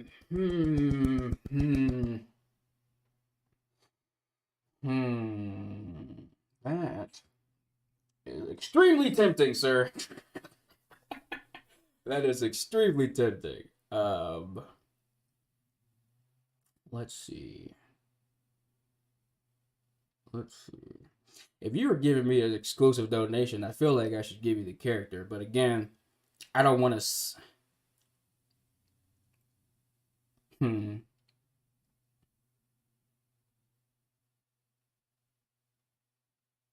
I'd have to make a. I want to make like a terms of use, because if I sell you the model, I'm just gonna be selling you the model. I'm not selling you like the rights to the character to use it in any commercial thing or anything like that. It'd really just be for your own personal use. Um, and I'd have to write those terms down and then, have you sign it, and then we could go from there. If that sounds cool, if that sounds something you're willing to do, then yeah, but I just want to learn how to do that method.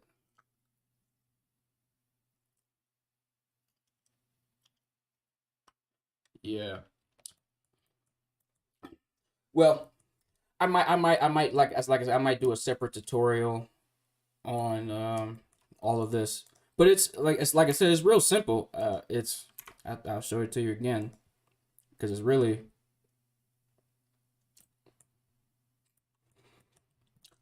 let me see here.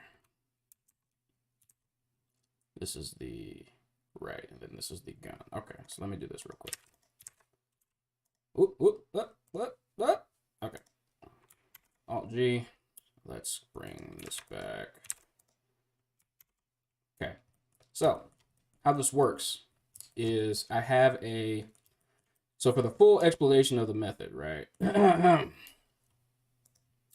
I have a bone here that controls the hand, and then I have a separate bone that is only for moving the hand. I mean, I should just do like a full tutorial for it.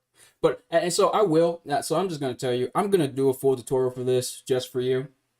But for right now, because the point of this stream is for me to just be working on the my animation. But you've donated so much, I just want to show you, at least help you get a clear understanding before I actually sit down and make the tutorial. So this bone controls the motion of the hand. This bone here this bone controls the motion of the gun. This bone controls where the gun goes. So I think, let's see, what is this bone? This is the gun blade location, and then this is the gun blade thigh control. Right, so I think this is the control that I have the gun blade mapped to keep it onto the thigh. And then I have this bone parented to the thigh bone. Let me see here where the parents are.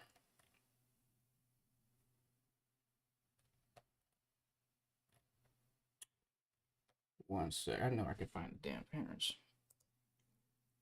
View, Rigify. Oh, here we go. Here we go. Relations. Yep. So I parented this bone to the thigh deformation bone. So this bone will always follow the thigh, and this bone has a copy transforms constraint onto this. So and so with this this bone right here is like the median point. This is like the activation bone. This bone's only purpose is to change this bone's location from over there to over there. And you see, the only thing moving when I change this is the actual gun blade location control. The thigh control stays here. And so we have that, and then we go over to the hand. The cool thing about the blend rig is that it has prop bones for you. I just renamed it to the second gun blade location control. So you're going from this bone being the parent to this bone being the parent. And so once you're done with that full transition, it gets here. So in order to do that, you want to make two constraints. One copy transfer. So if you select this bone, shift select this, you can do Control Shift C, you can do copy transforms, and then do the same thing for this bone on the hand. Same thing, Control Shift C, copy transforms. And once you've done Control Shift C, copy transforms, 30 euros. Hey, Mr. Zach Brown, thank you so much. Hey, thanks for everything. I'm hoping for more blend rig tutorials. Absolutely. Yeah, more tutorials will be coming. Like I told everybody else earlier, I'm working on this fight animation right now, and so that's what's taking up a lot of my time, but I'll definitely be making some more tutorials. Absolutely. So, to continue, Mr. Johnson. God damn, thank you for 30 euros. Holy shit, Mr. Zach Brown. I'm sorry. Right, so once you've done and you've made both copy transform constraints, you right click on the influence and do add driver. And then go to the open driver editor, go down to drivers, select your particular driver here. And what you want to do is you want to go into the driver properties here, make sure it's on averaged value. Make sure that I can't remap WARP onto Rigify control rig. Huh? I can't remap with. Oh, I can't remap with Auto Rig Pro onto a Rigify control rig. I'm pretty sure there's a way to do that, but I'm not sure. But back to the driver thing. Once you open up your driver editor there and you check average value, and then you also make sure that you select the rig that you want the driver to be applied to, and then you want to select the bone that you want the driver to be influenced by. So this bone right here is this bone. Okay. So once you have that, you want to make sure it's set to the particular location. I can remap the meta rig, but not the control. Yeah, there's the remapping control rigs is very different from remapping standard rigs. And really for in my professional experience, it's much better to just have the bones and no control rig when you're doing remapping. That's just my personal experience, though. I'm certain there's ways to do it that way, but that's what I found. So then you change it to local space, and then the next thing you want to do is you want to go to add modifier, and you want to add a generator modifier. Make sure it's on expanded polynomial. You don't have to check anything else. Just make sure that you change the influence based off of how far you want your object to, or how quickly you want your object to move based off of how you move it here. So just as an example, if this influence was at 1 and I click this bone, it'll move much slower. You see I have to move the bone way further down for it to get to the hand. Whereas if it's at 10, I only have to move it this much. So that is the basics of how you move a weapon from one part of the body to another part of the body and have that part of the body control it. And you can animate that transition. So if you wanted your character to grab the gun, I'll just animate it real quick. Let's turn off. Let's get rid of any keyframes we have here. Let's go to frame like 30. Let's delete this. So you can have your character. King said failed to insert any keyframes. Why? Well, now it's set. Now let's go up 3, 4, 5, 6 frames. And let's grab the gun.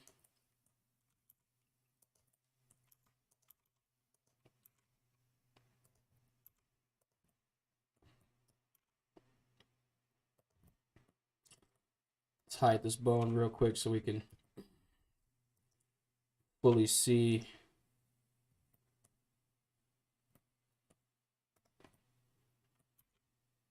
what we're doing. Get over here. Let's bring it down. We have actual placement. There we go. And then we can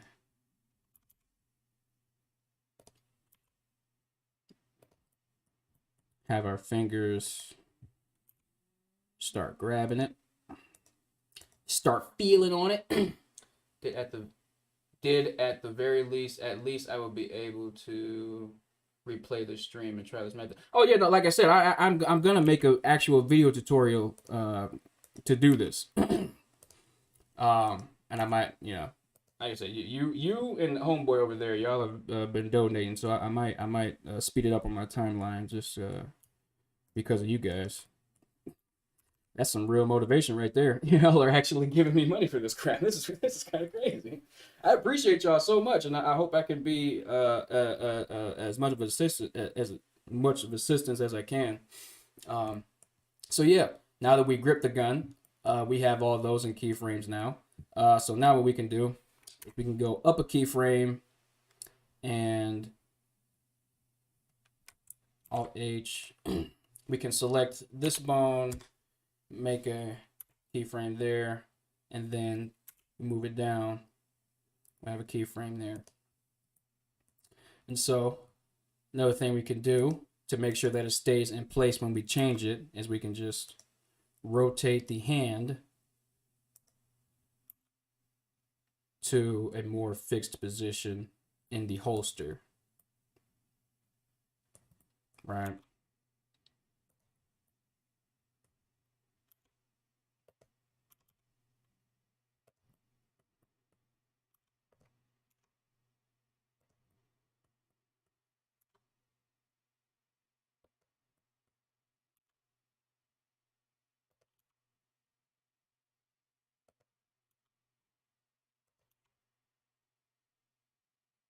Like so. And there you go. And then on the next few keyframes, you can bring the hand up You know, you can have them taking it out the holster from an angle.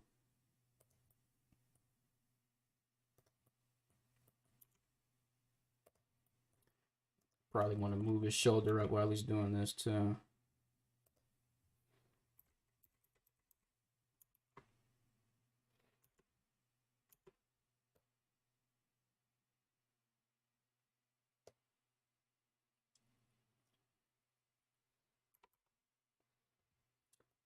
Okay. Let's go back to the hand real quick. Okay. I want it moved up here. On here, I want it moved back down.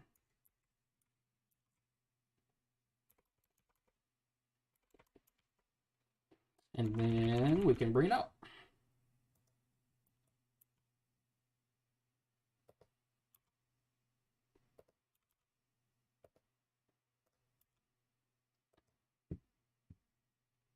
And there we go. That is it. See? You have now animated your character taking their weapon out of their holster.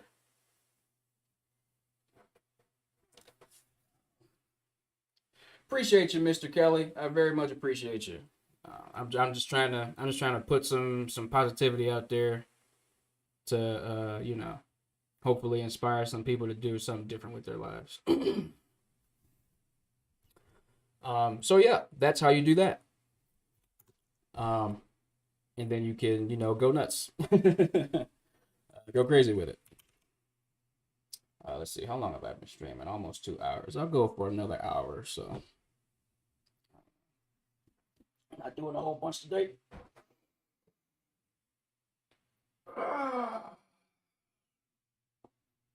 Well, actually, you know, today is a Q&A too. So, you know what, fuck it. If y'all got any other questions, ask away. I'll just show you whatever, you know,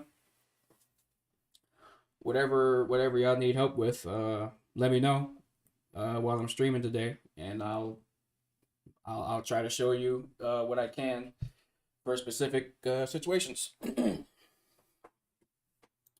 But man, everyone, if you haven't already, go to the Blend Rigs Discord and join it, and then get Blend Rig, and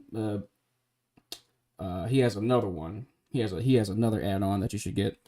But that guy is fire. He did the Blend Rig is the greatest thing that I've ever seen. It's so perfect in every way.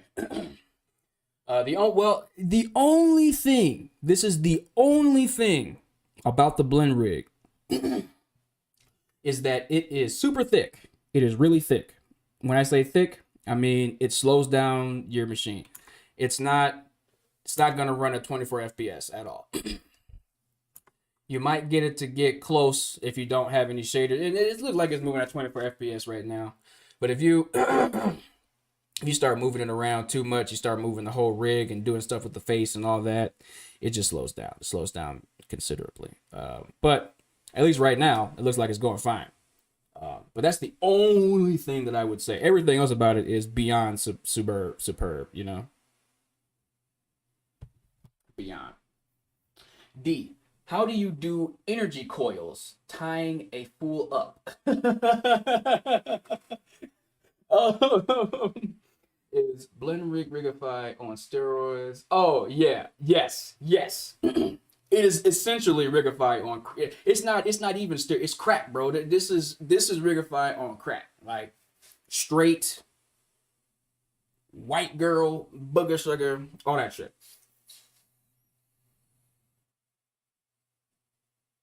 Cocaine. This is Rigify on all the bad drugs. It's super boldful, bro. It's ridiculous. It's ridiculous. Let me see if I can pull up some of the functionality here.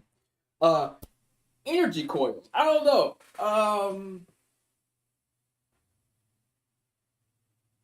There's a way to rig like ropes and stuff and then you can animate it to do that. You could probably also do it with shape keys or blend shapes. Um, what you would want to do, I'd like to make a series in the future on different types of energy blasts and how to animate it. I feel you. You know, if I'm being real with you, Mr. Johnson, the best way to do it is just with 2D. Because Blender now has the grease pencil functionality. You can just draw the energy effects and do it that way. That's how I'm gonna do it. Because I know how to draw. So that's one way to do it. You know, the other way is to do it in the actual 3D program by rigging a rope or something and then animating that rig. Um, you can make energy blasts from like just making a ball or something and animating it expand or close and animating the brightness of it. There's a few things. In fact, D, I don't think that Blend Rig can retarget mocap. Can you? From my knowledge, he said that it could. I don't know how, but he said that it could. How, I don't know. How, I don't know. Like I said, honestly, if you're trying to retarget, you might just want to have, you know, a rig that doesn't have a control rig on it to do that. Cause there's a couple of videos. There's a few guys that I've seen on YouTube that actually figured out how to retarget animations to Rigify rigs or rigs with control rigs on it. I haven't. I didn't run through all of those methods, so I really don't know how well they work. But let me see if I can find that guy for you.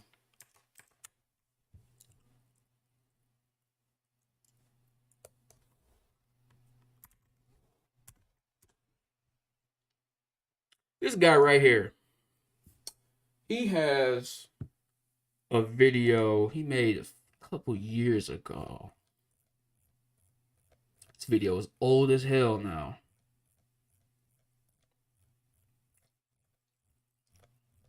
It's with a mech, and he actually retargets motion capture animation onto his mech that he made in Blender. Is it in here? Is it him or is it somebody else? Shit, it might be somebody else.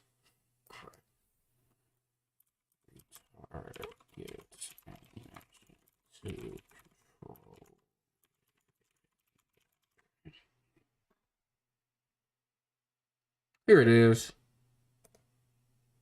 Hi everyone. This guy right here, retarget motion capture rig onto a control rig. This is what you're looking for. I'm gonna just. That's for you. So he might be able to help you with that.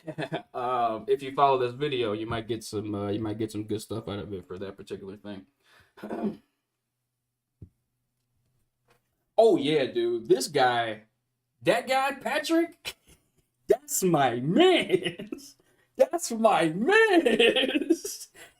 Oh man, every video he makes is gold. Like his stuff is a literal gold mine of how to be proficient in Blender. Like, and it's not like he's taking you step by step. You have to know some things, but bruh.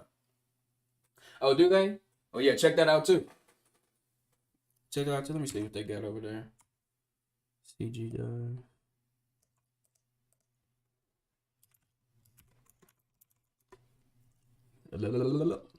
There it is, right here. Yep.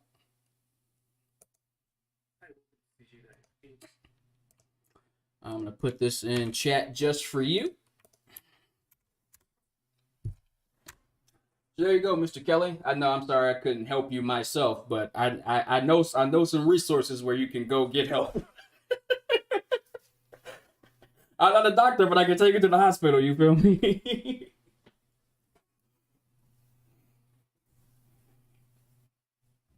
So yeah, you can get all that. Oh, another thing I suggest you get is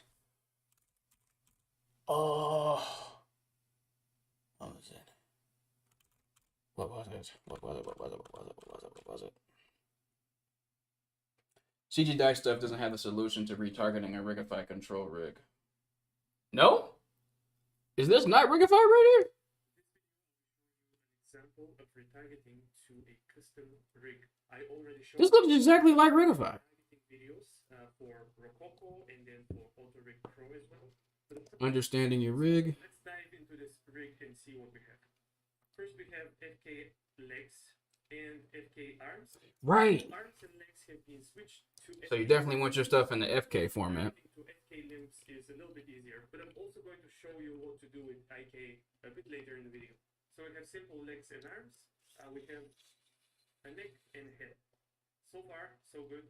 Also clavicle bones, they also work well. And then we come to the spine, which is the most. Is this not a Rigify rig? I feel like this is a Rigify rig.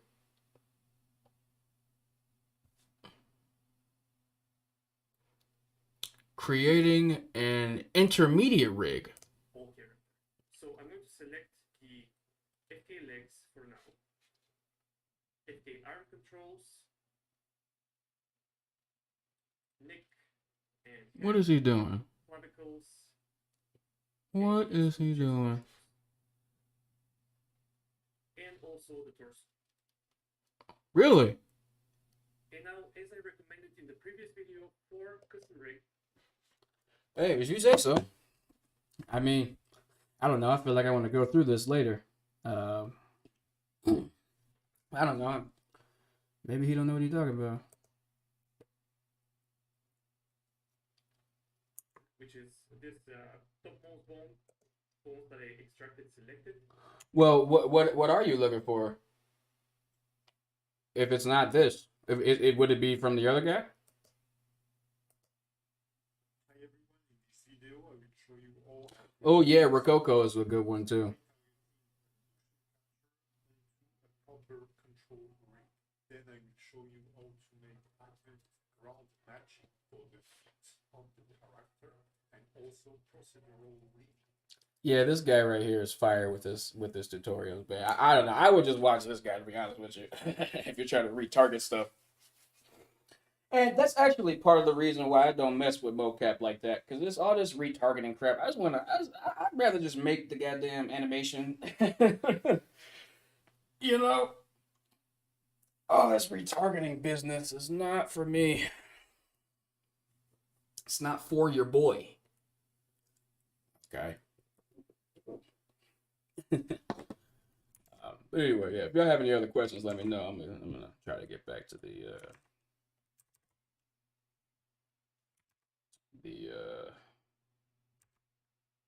rig or whatever.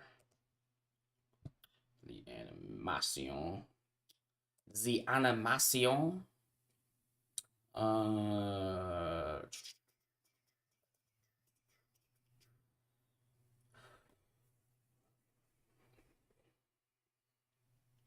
Right. I actually need to make this environment. Now I actually have to spend some time making this shit.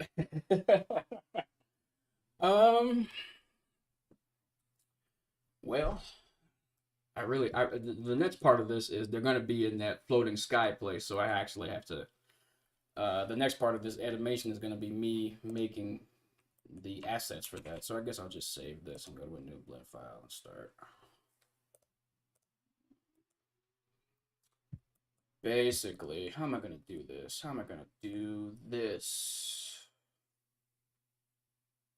There's a few different ways to make rocks and stuff.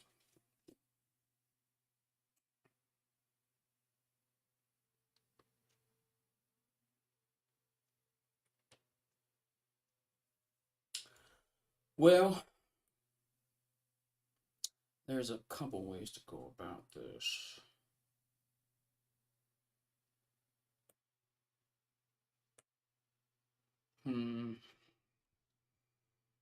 Well, first, let's do this. Let's take this and subdivide it a few times. Can you go back to your animation? Yep. Well, yeah,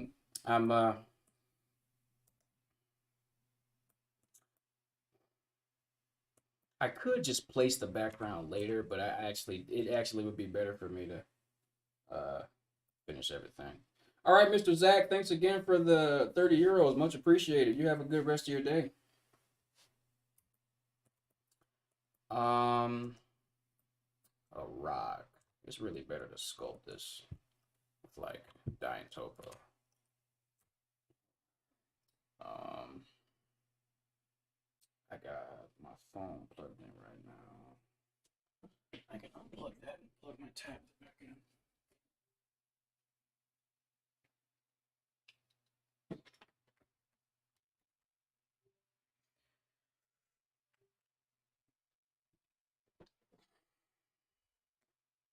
Okay.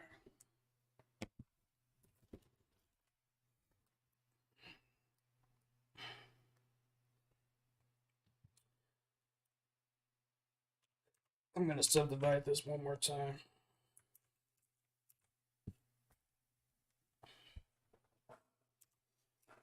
And I'm gonna check dynamic topology. We're gonna change this to like 6. Nah, I'm gonna change that.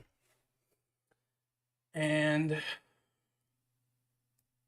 we're just gonna be sculpting crap on it.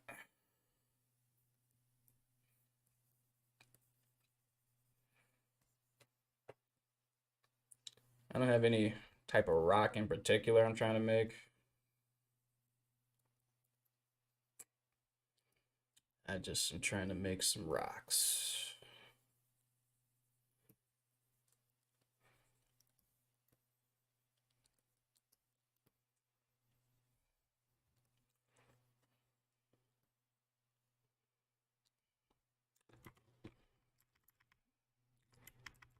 Yeah, it's better to figure out the general shape of what you're making first and then get started.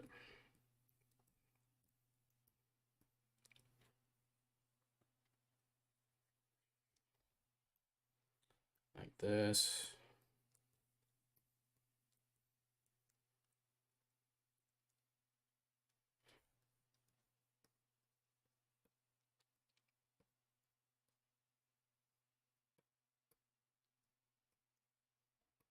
That's cool. And then we'll go here,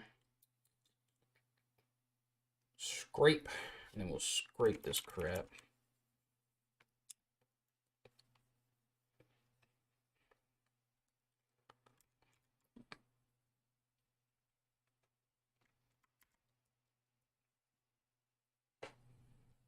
Now it's looking more like a rock.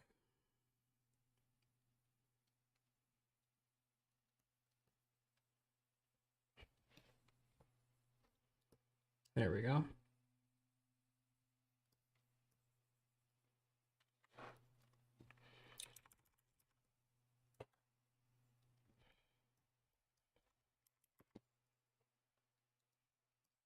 There it is. Now we're getting there. Now it's looking like a rock. It's looking like a rock.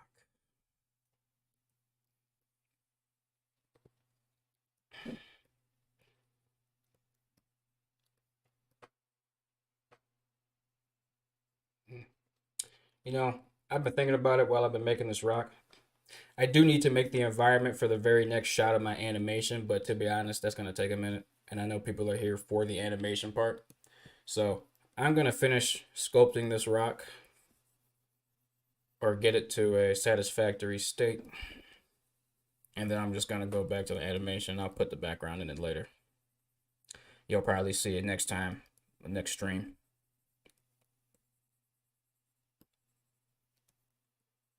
Go in and make the black environment. Environment.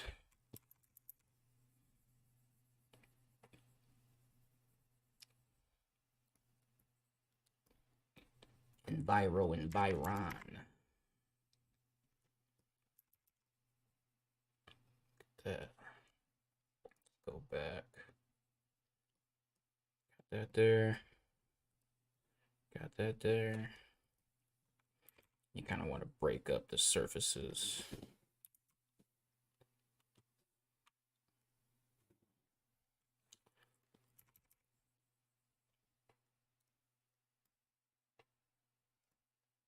There it is.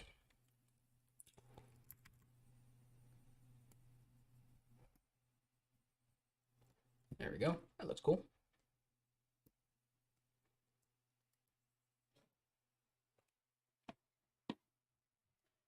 That rock looks satisfactory to a certain extent. Um, this part over here looks kind of smooth though, and this part looks more rocky. So I'll go back and add more detail to this later.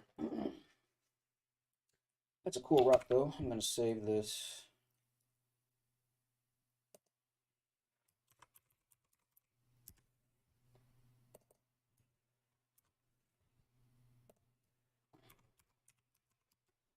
Turn down the heat.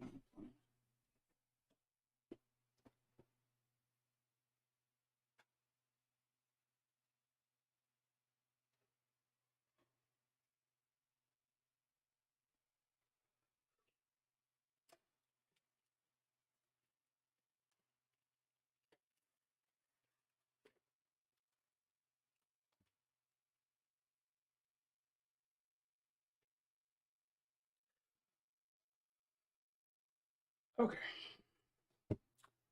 That's cool. We save that. Let's go back to actually animating things.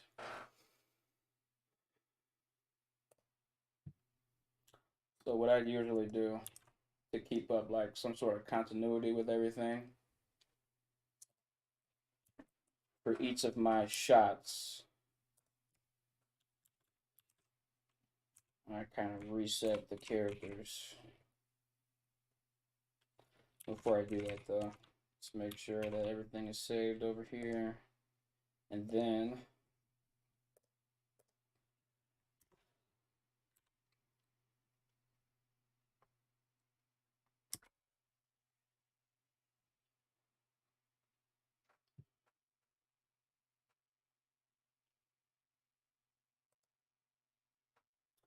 cool.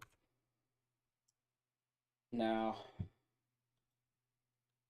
select everything, delete the keyframes, turn this off, go back to like frame 1, GRLS, Control Tab, select these, delete it, find that circle, delete that.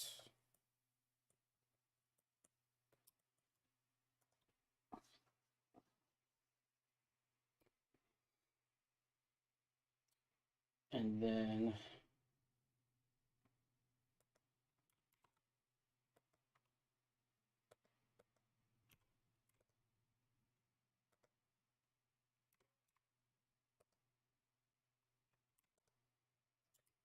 now we have both our characters reset up. So let's see, let's go back to the storyboard.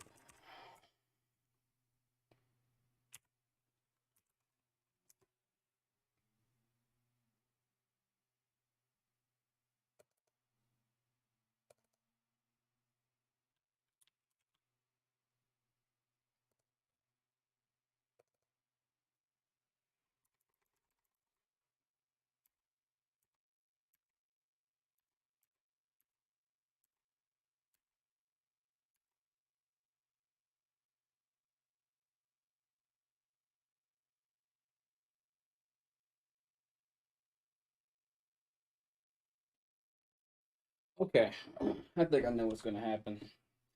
I'm gonna put 2 establishing shots of the environment in between their next exchange, and then I'm just gonna have them go back to scrapping.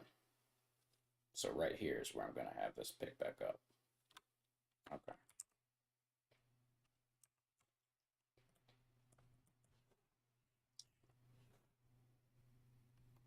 So let's see, this is the front view. So I'm actually going to bring everything in alignment so that I'm not so fucking confused.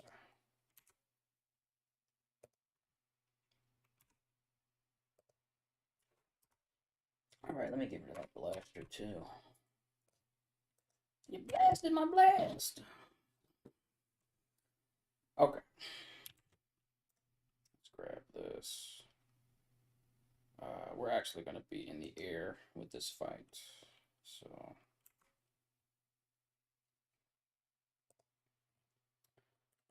camera's up here. Actually, I need to bring this. Then I'll bring these 2 lovely blokes with me.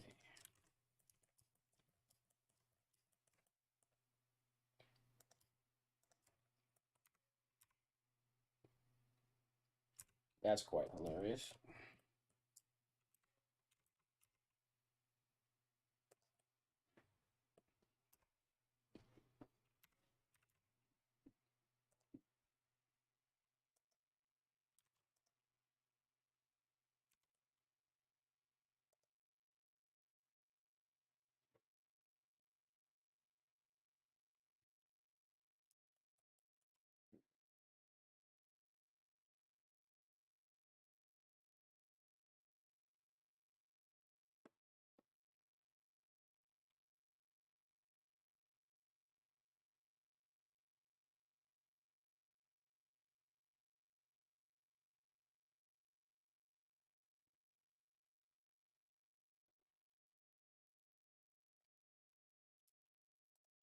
So, to get started, gonna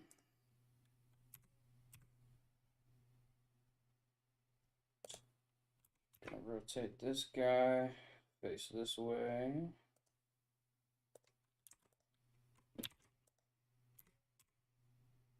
I'm gonna rotate this guy to face this way.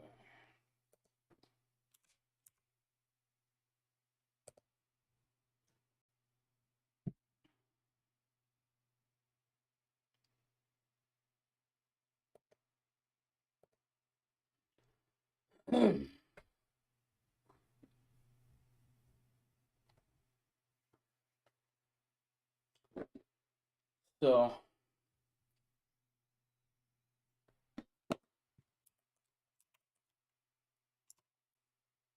let's have him get in this pose. There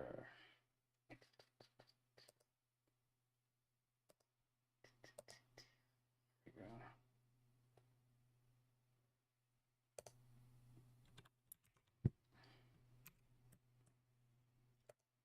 There we go.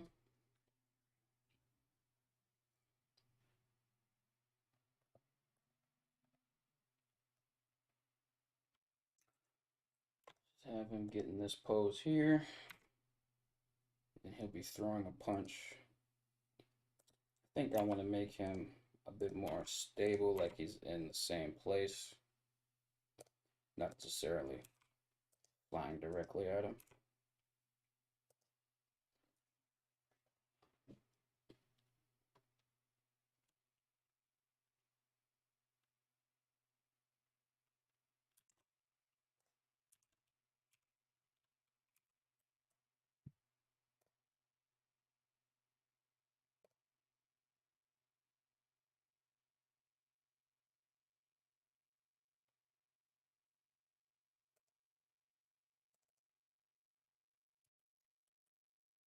Yeah.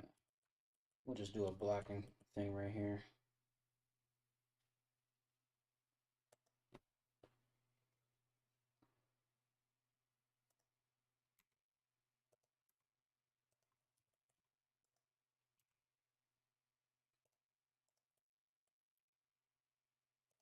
Curl his hand up.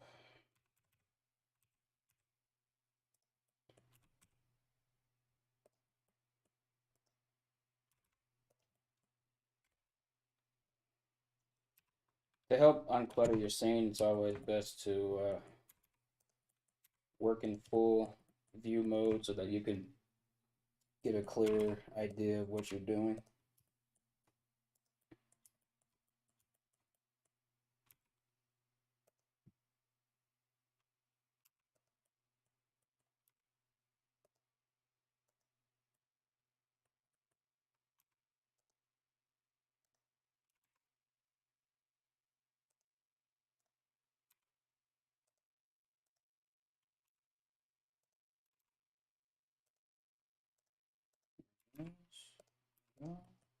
Ha boom.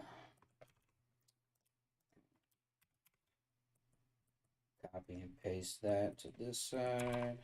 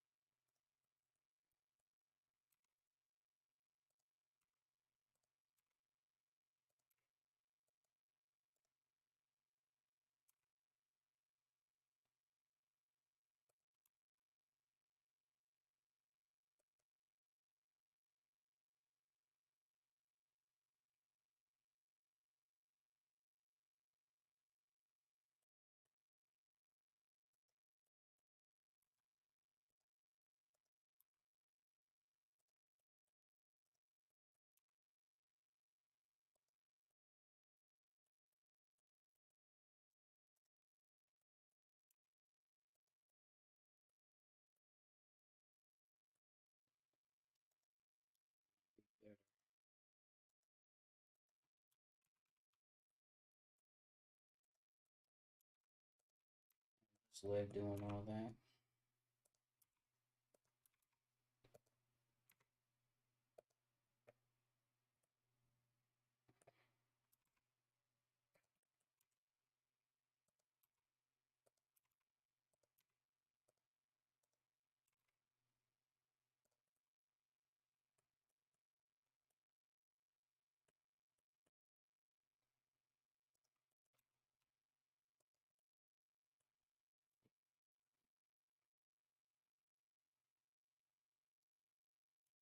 So there's a trick you can do with Dragon Ball Z fights where they're like fighting super fast, exchanging punches.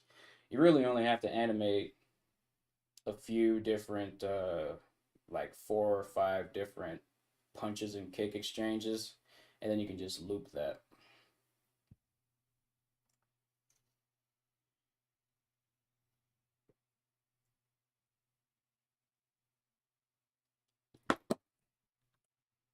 So we got this.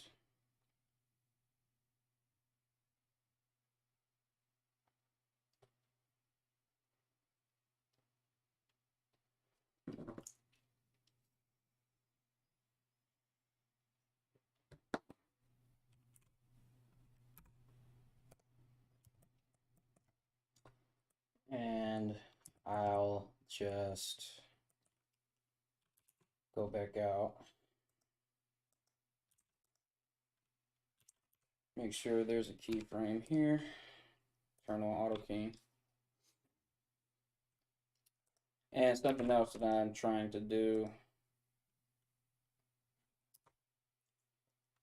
is make a pose library, but you might want to make a pose library for your different punches and stuff before you start animating, because you have to move the camera around to make sure that you're capturing the correct pose and all that. So I might show you how to do that too.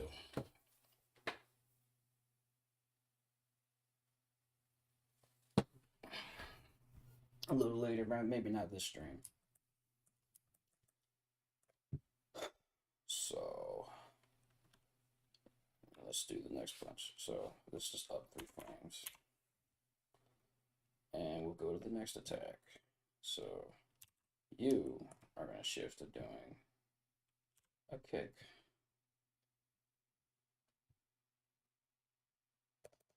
Whoop.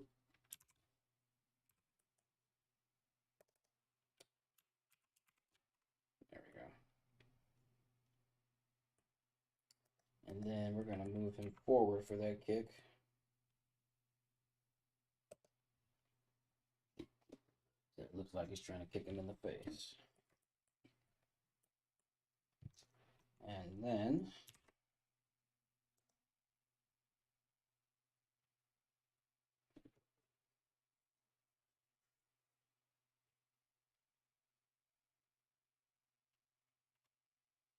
go to this guy. And we'll move this. Feet up like this. Move this foot.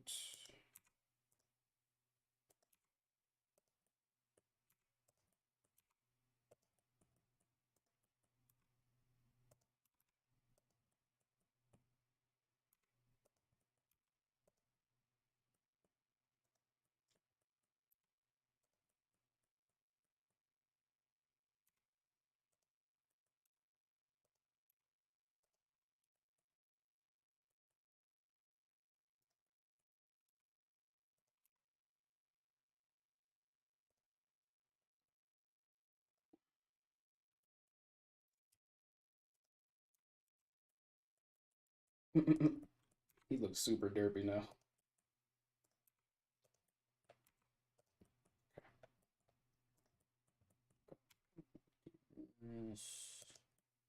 And then I want to copy this, paste it over there.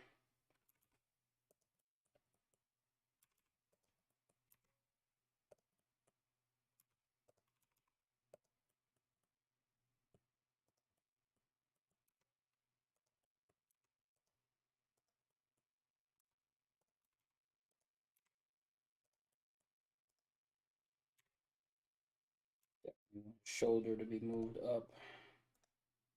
So then we can copy these, paste them in the opposite direction.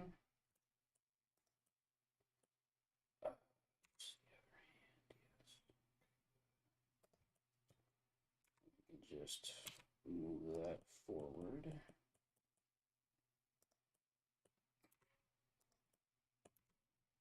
That's the knee. $5 USD. Can you also do a series on how to work the ins and outs of the Lighting Boy Toon shader for a variety of effects?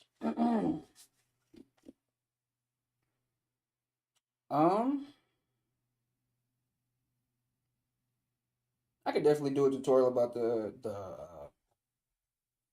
Lighting Boy shader, absolutely, because that is the shader I'm using for this, and it is a fire shader. So yeah, that's a tutorial you'd like to see. Absolutely, I can do that. I can totally do that.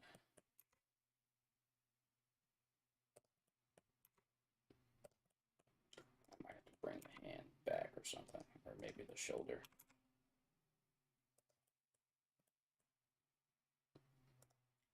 Either way.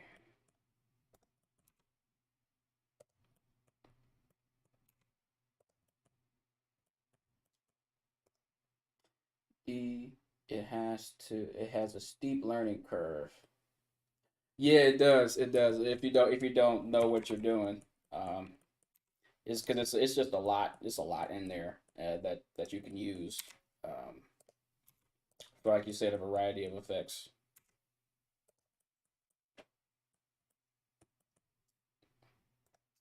So I actually think I want to rotate this. I want to rotate this forward.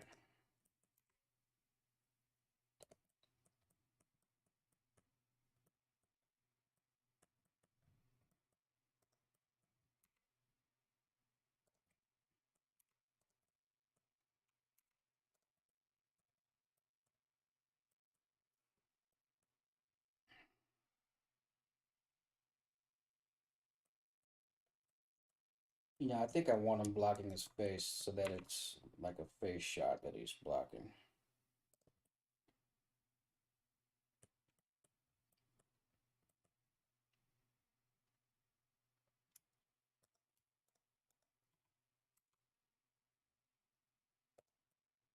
There you go.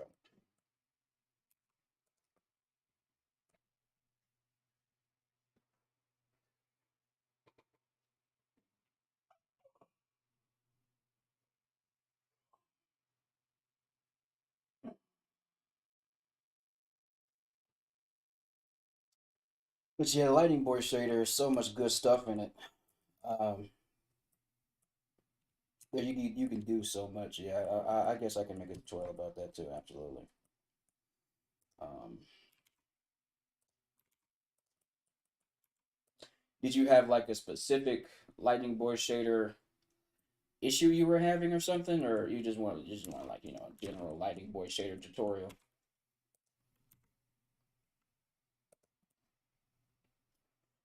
Boom, block that shit.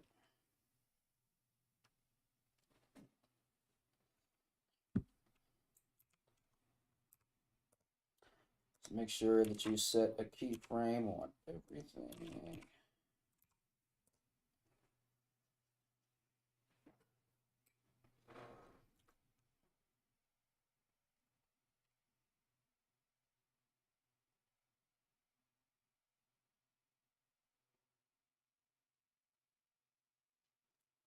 Boom, boom.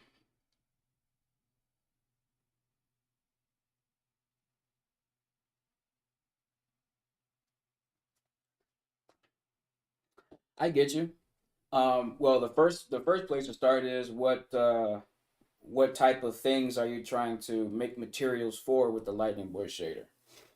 You're trying to do skin, clothes, metal, rocks. There's different effects for different things. So you have to start off with what exactly it is you're trying to texture.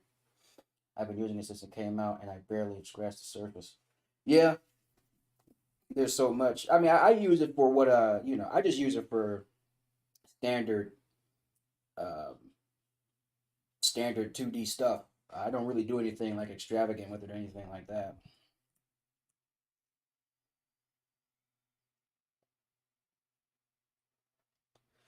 Like scratched up metals or stone. Okay. Yeah, there's a variety of things you can do for that. Different effects and stuff that you can put on it.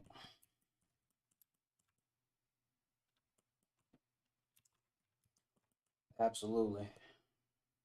Boom, boom.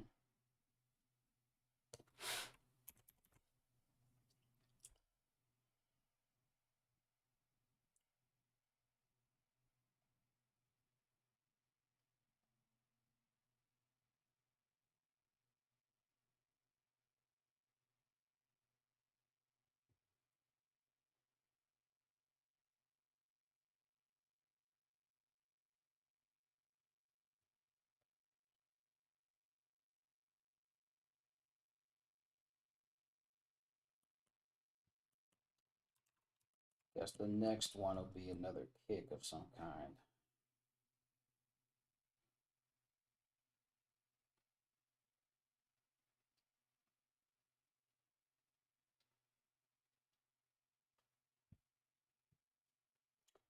I'll just make it this one right here because I'm not trying to be here all day.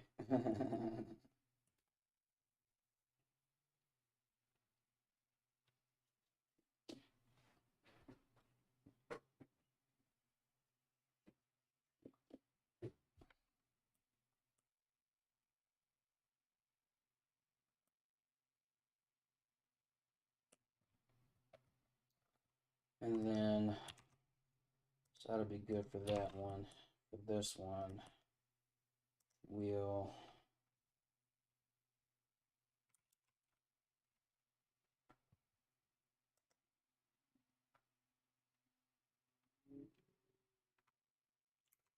put this leg down.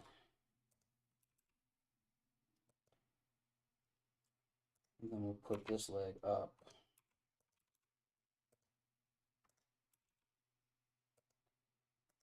I'm gonna rotate this.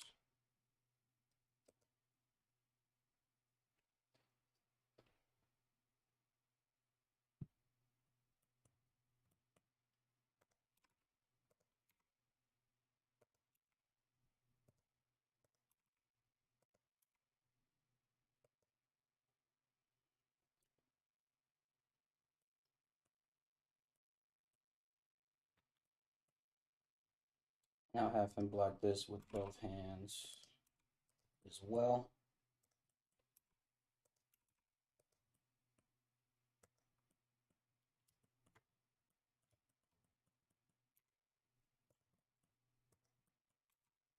Block this. Move this up.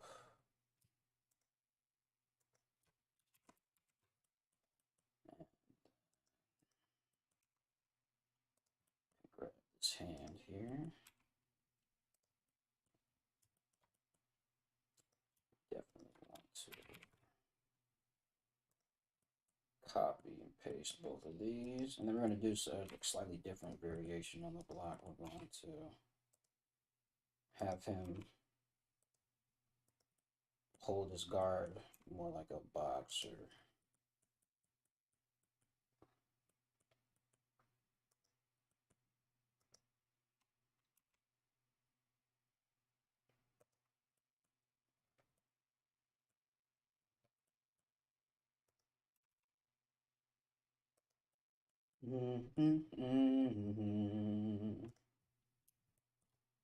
Like so. And we'll probably rotate him a little bit to fully try to embrace the kick. And we're not going to move him forward. We're going to move him forward. We do want to rotate him.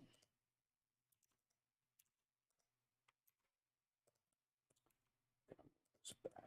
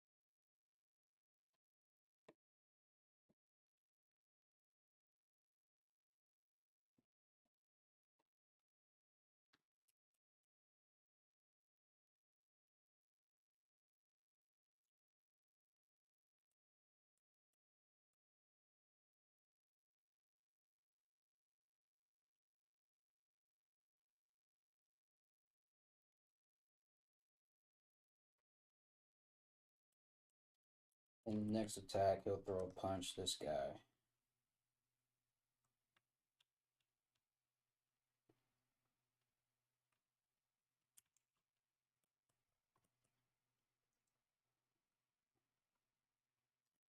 So I'll move him forward like this.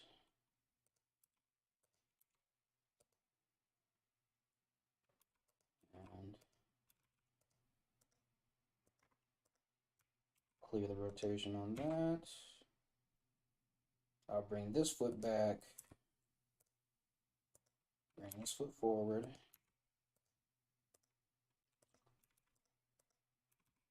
Rotate his hips. Gonna orient him.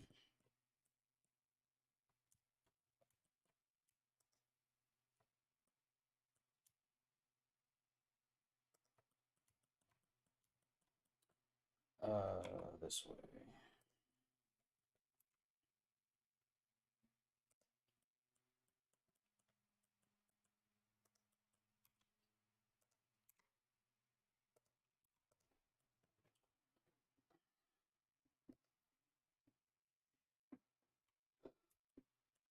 Just like this. And then I'm gonna rotate. Whoop.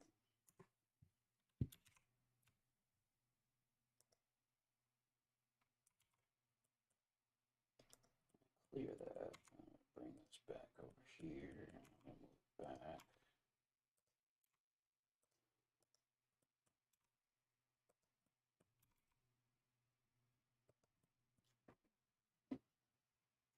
Nah, I think I want his hand up.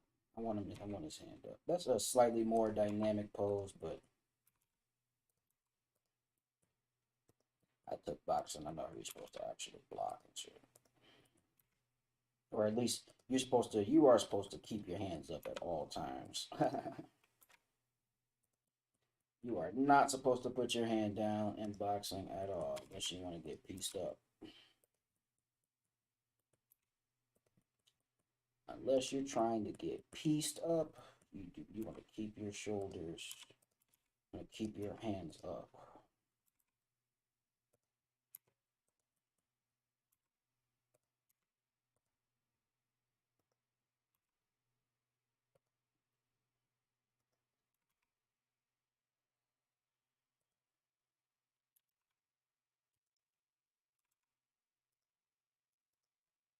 We're going to do active element.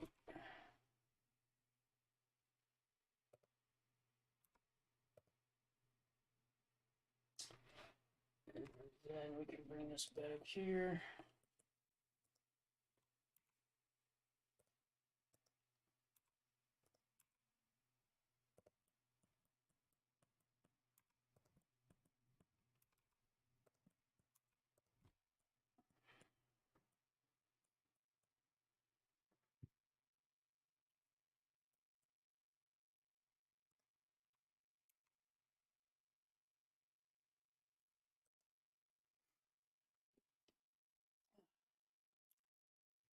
That's that.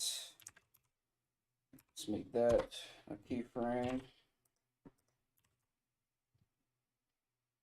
And then I'm going to have him straight up dodge this punch.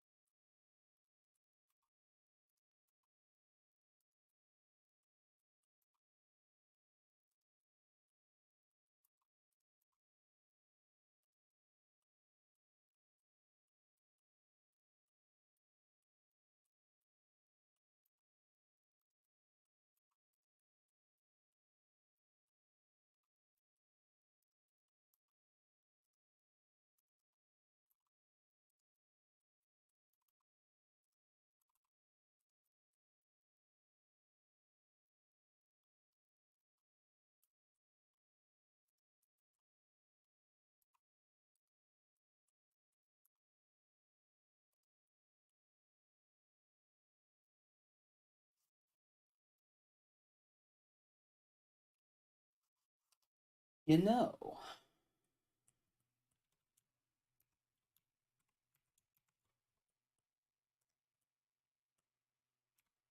I think I'm gonna have him dodge the other way.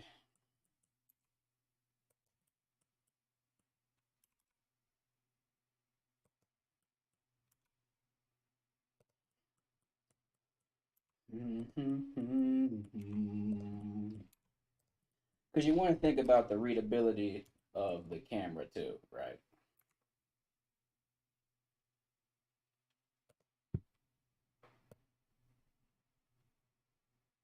Boom, dodge.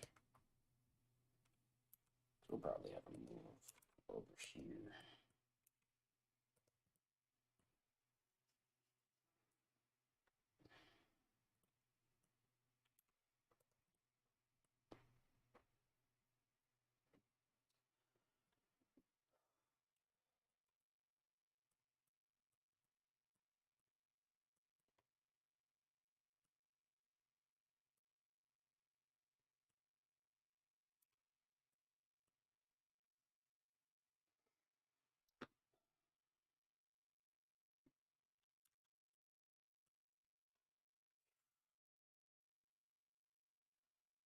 Okay, if I did 4 poses.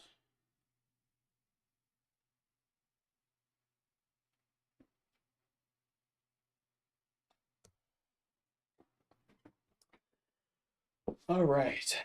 Well, and do a whole bunch of work on this animation specifically because I was answering questions and all that. But I did get some work done, and I've been streaming for about 3 hours. I'm tired. Uh, does anyone have any other questions? I'll stick around until about three. Till I hit the 3 hour mark. See, I got about 8 minutes. If y'all have any other questions or comments you'd like to share.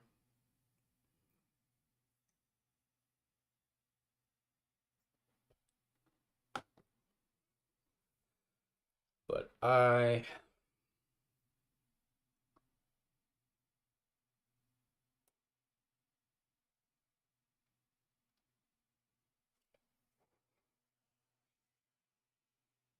am tired. No problem, Mr. Kelly Johnson. Thank you so much for your generous donations, man.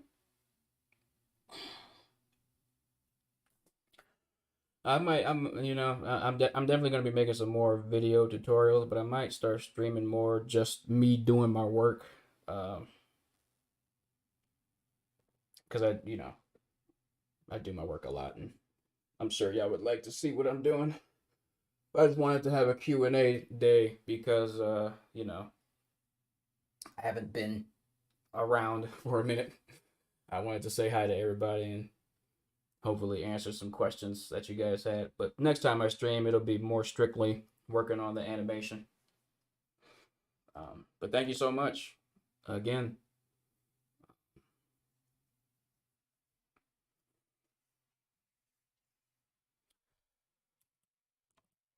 Yeah, animating this crap is a lot of work because you got to come up with a lot of stuff on the fly. Other stuff you can plan, but it's a lot. It is a lot.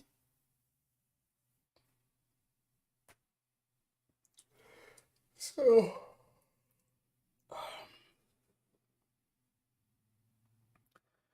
thanks again. Let's see, we got any other? We got a few minutes left for some more questions and that.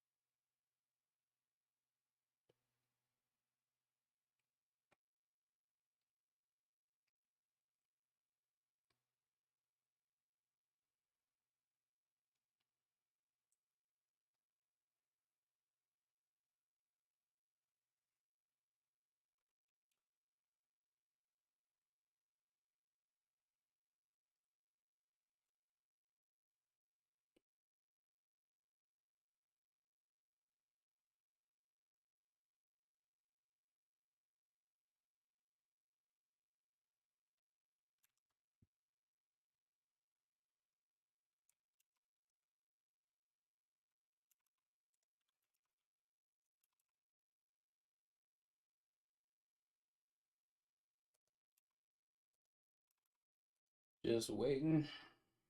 I'm gonna do a little bit more work until I hit the 3 hour mark, and then I'll sign out of here.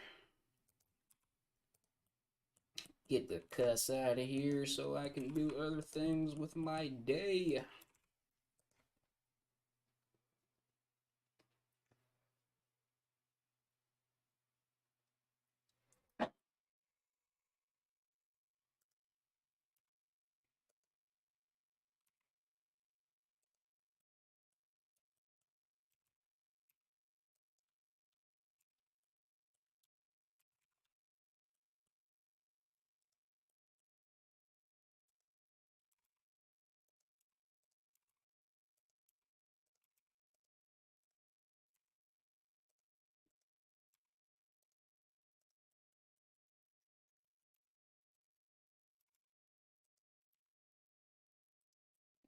Throw another punch.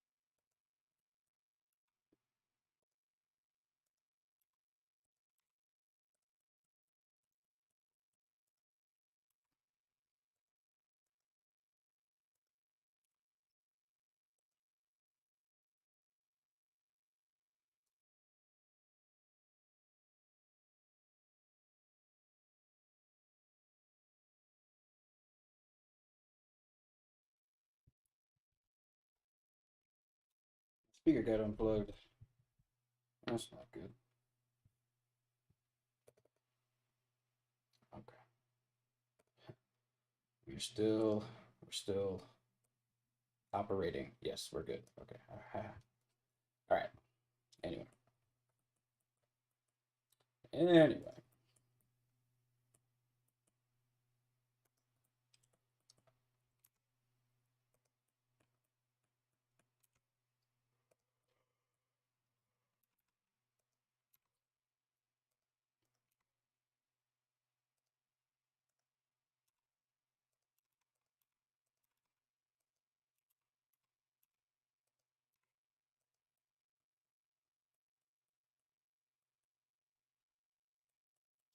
Then we'll just bring this more over here, bring it forward.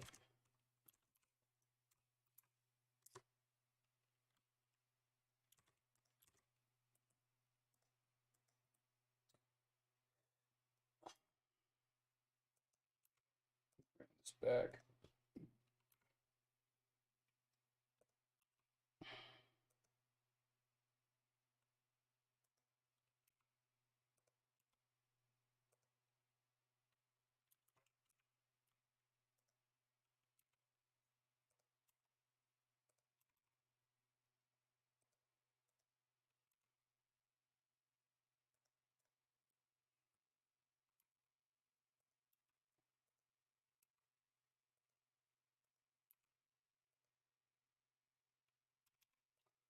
Couple more minutes, guys, and then I am out of here. About to be outie like 500.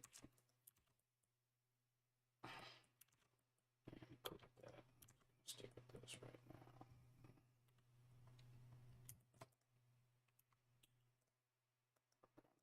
Take the torso again and grab this hanging bone. Bring it back to the blocking position that we had.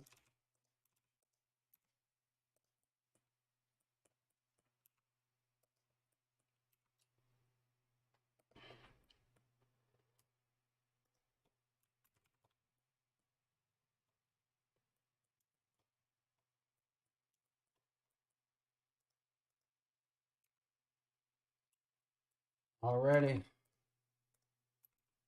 it's time. Thank you guys so much for joining me today. Stay tuned for more streams and tutorials at some point in the future. And I will see all of you lovely blokes the next time. Have an excellent day, everybody. Peace.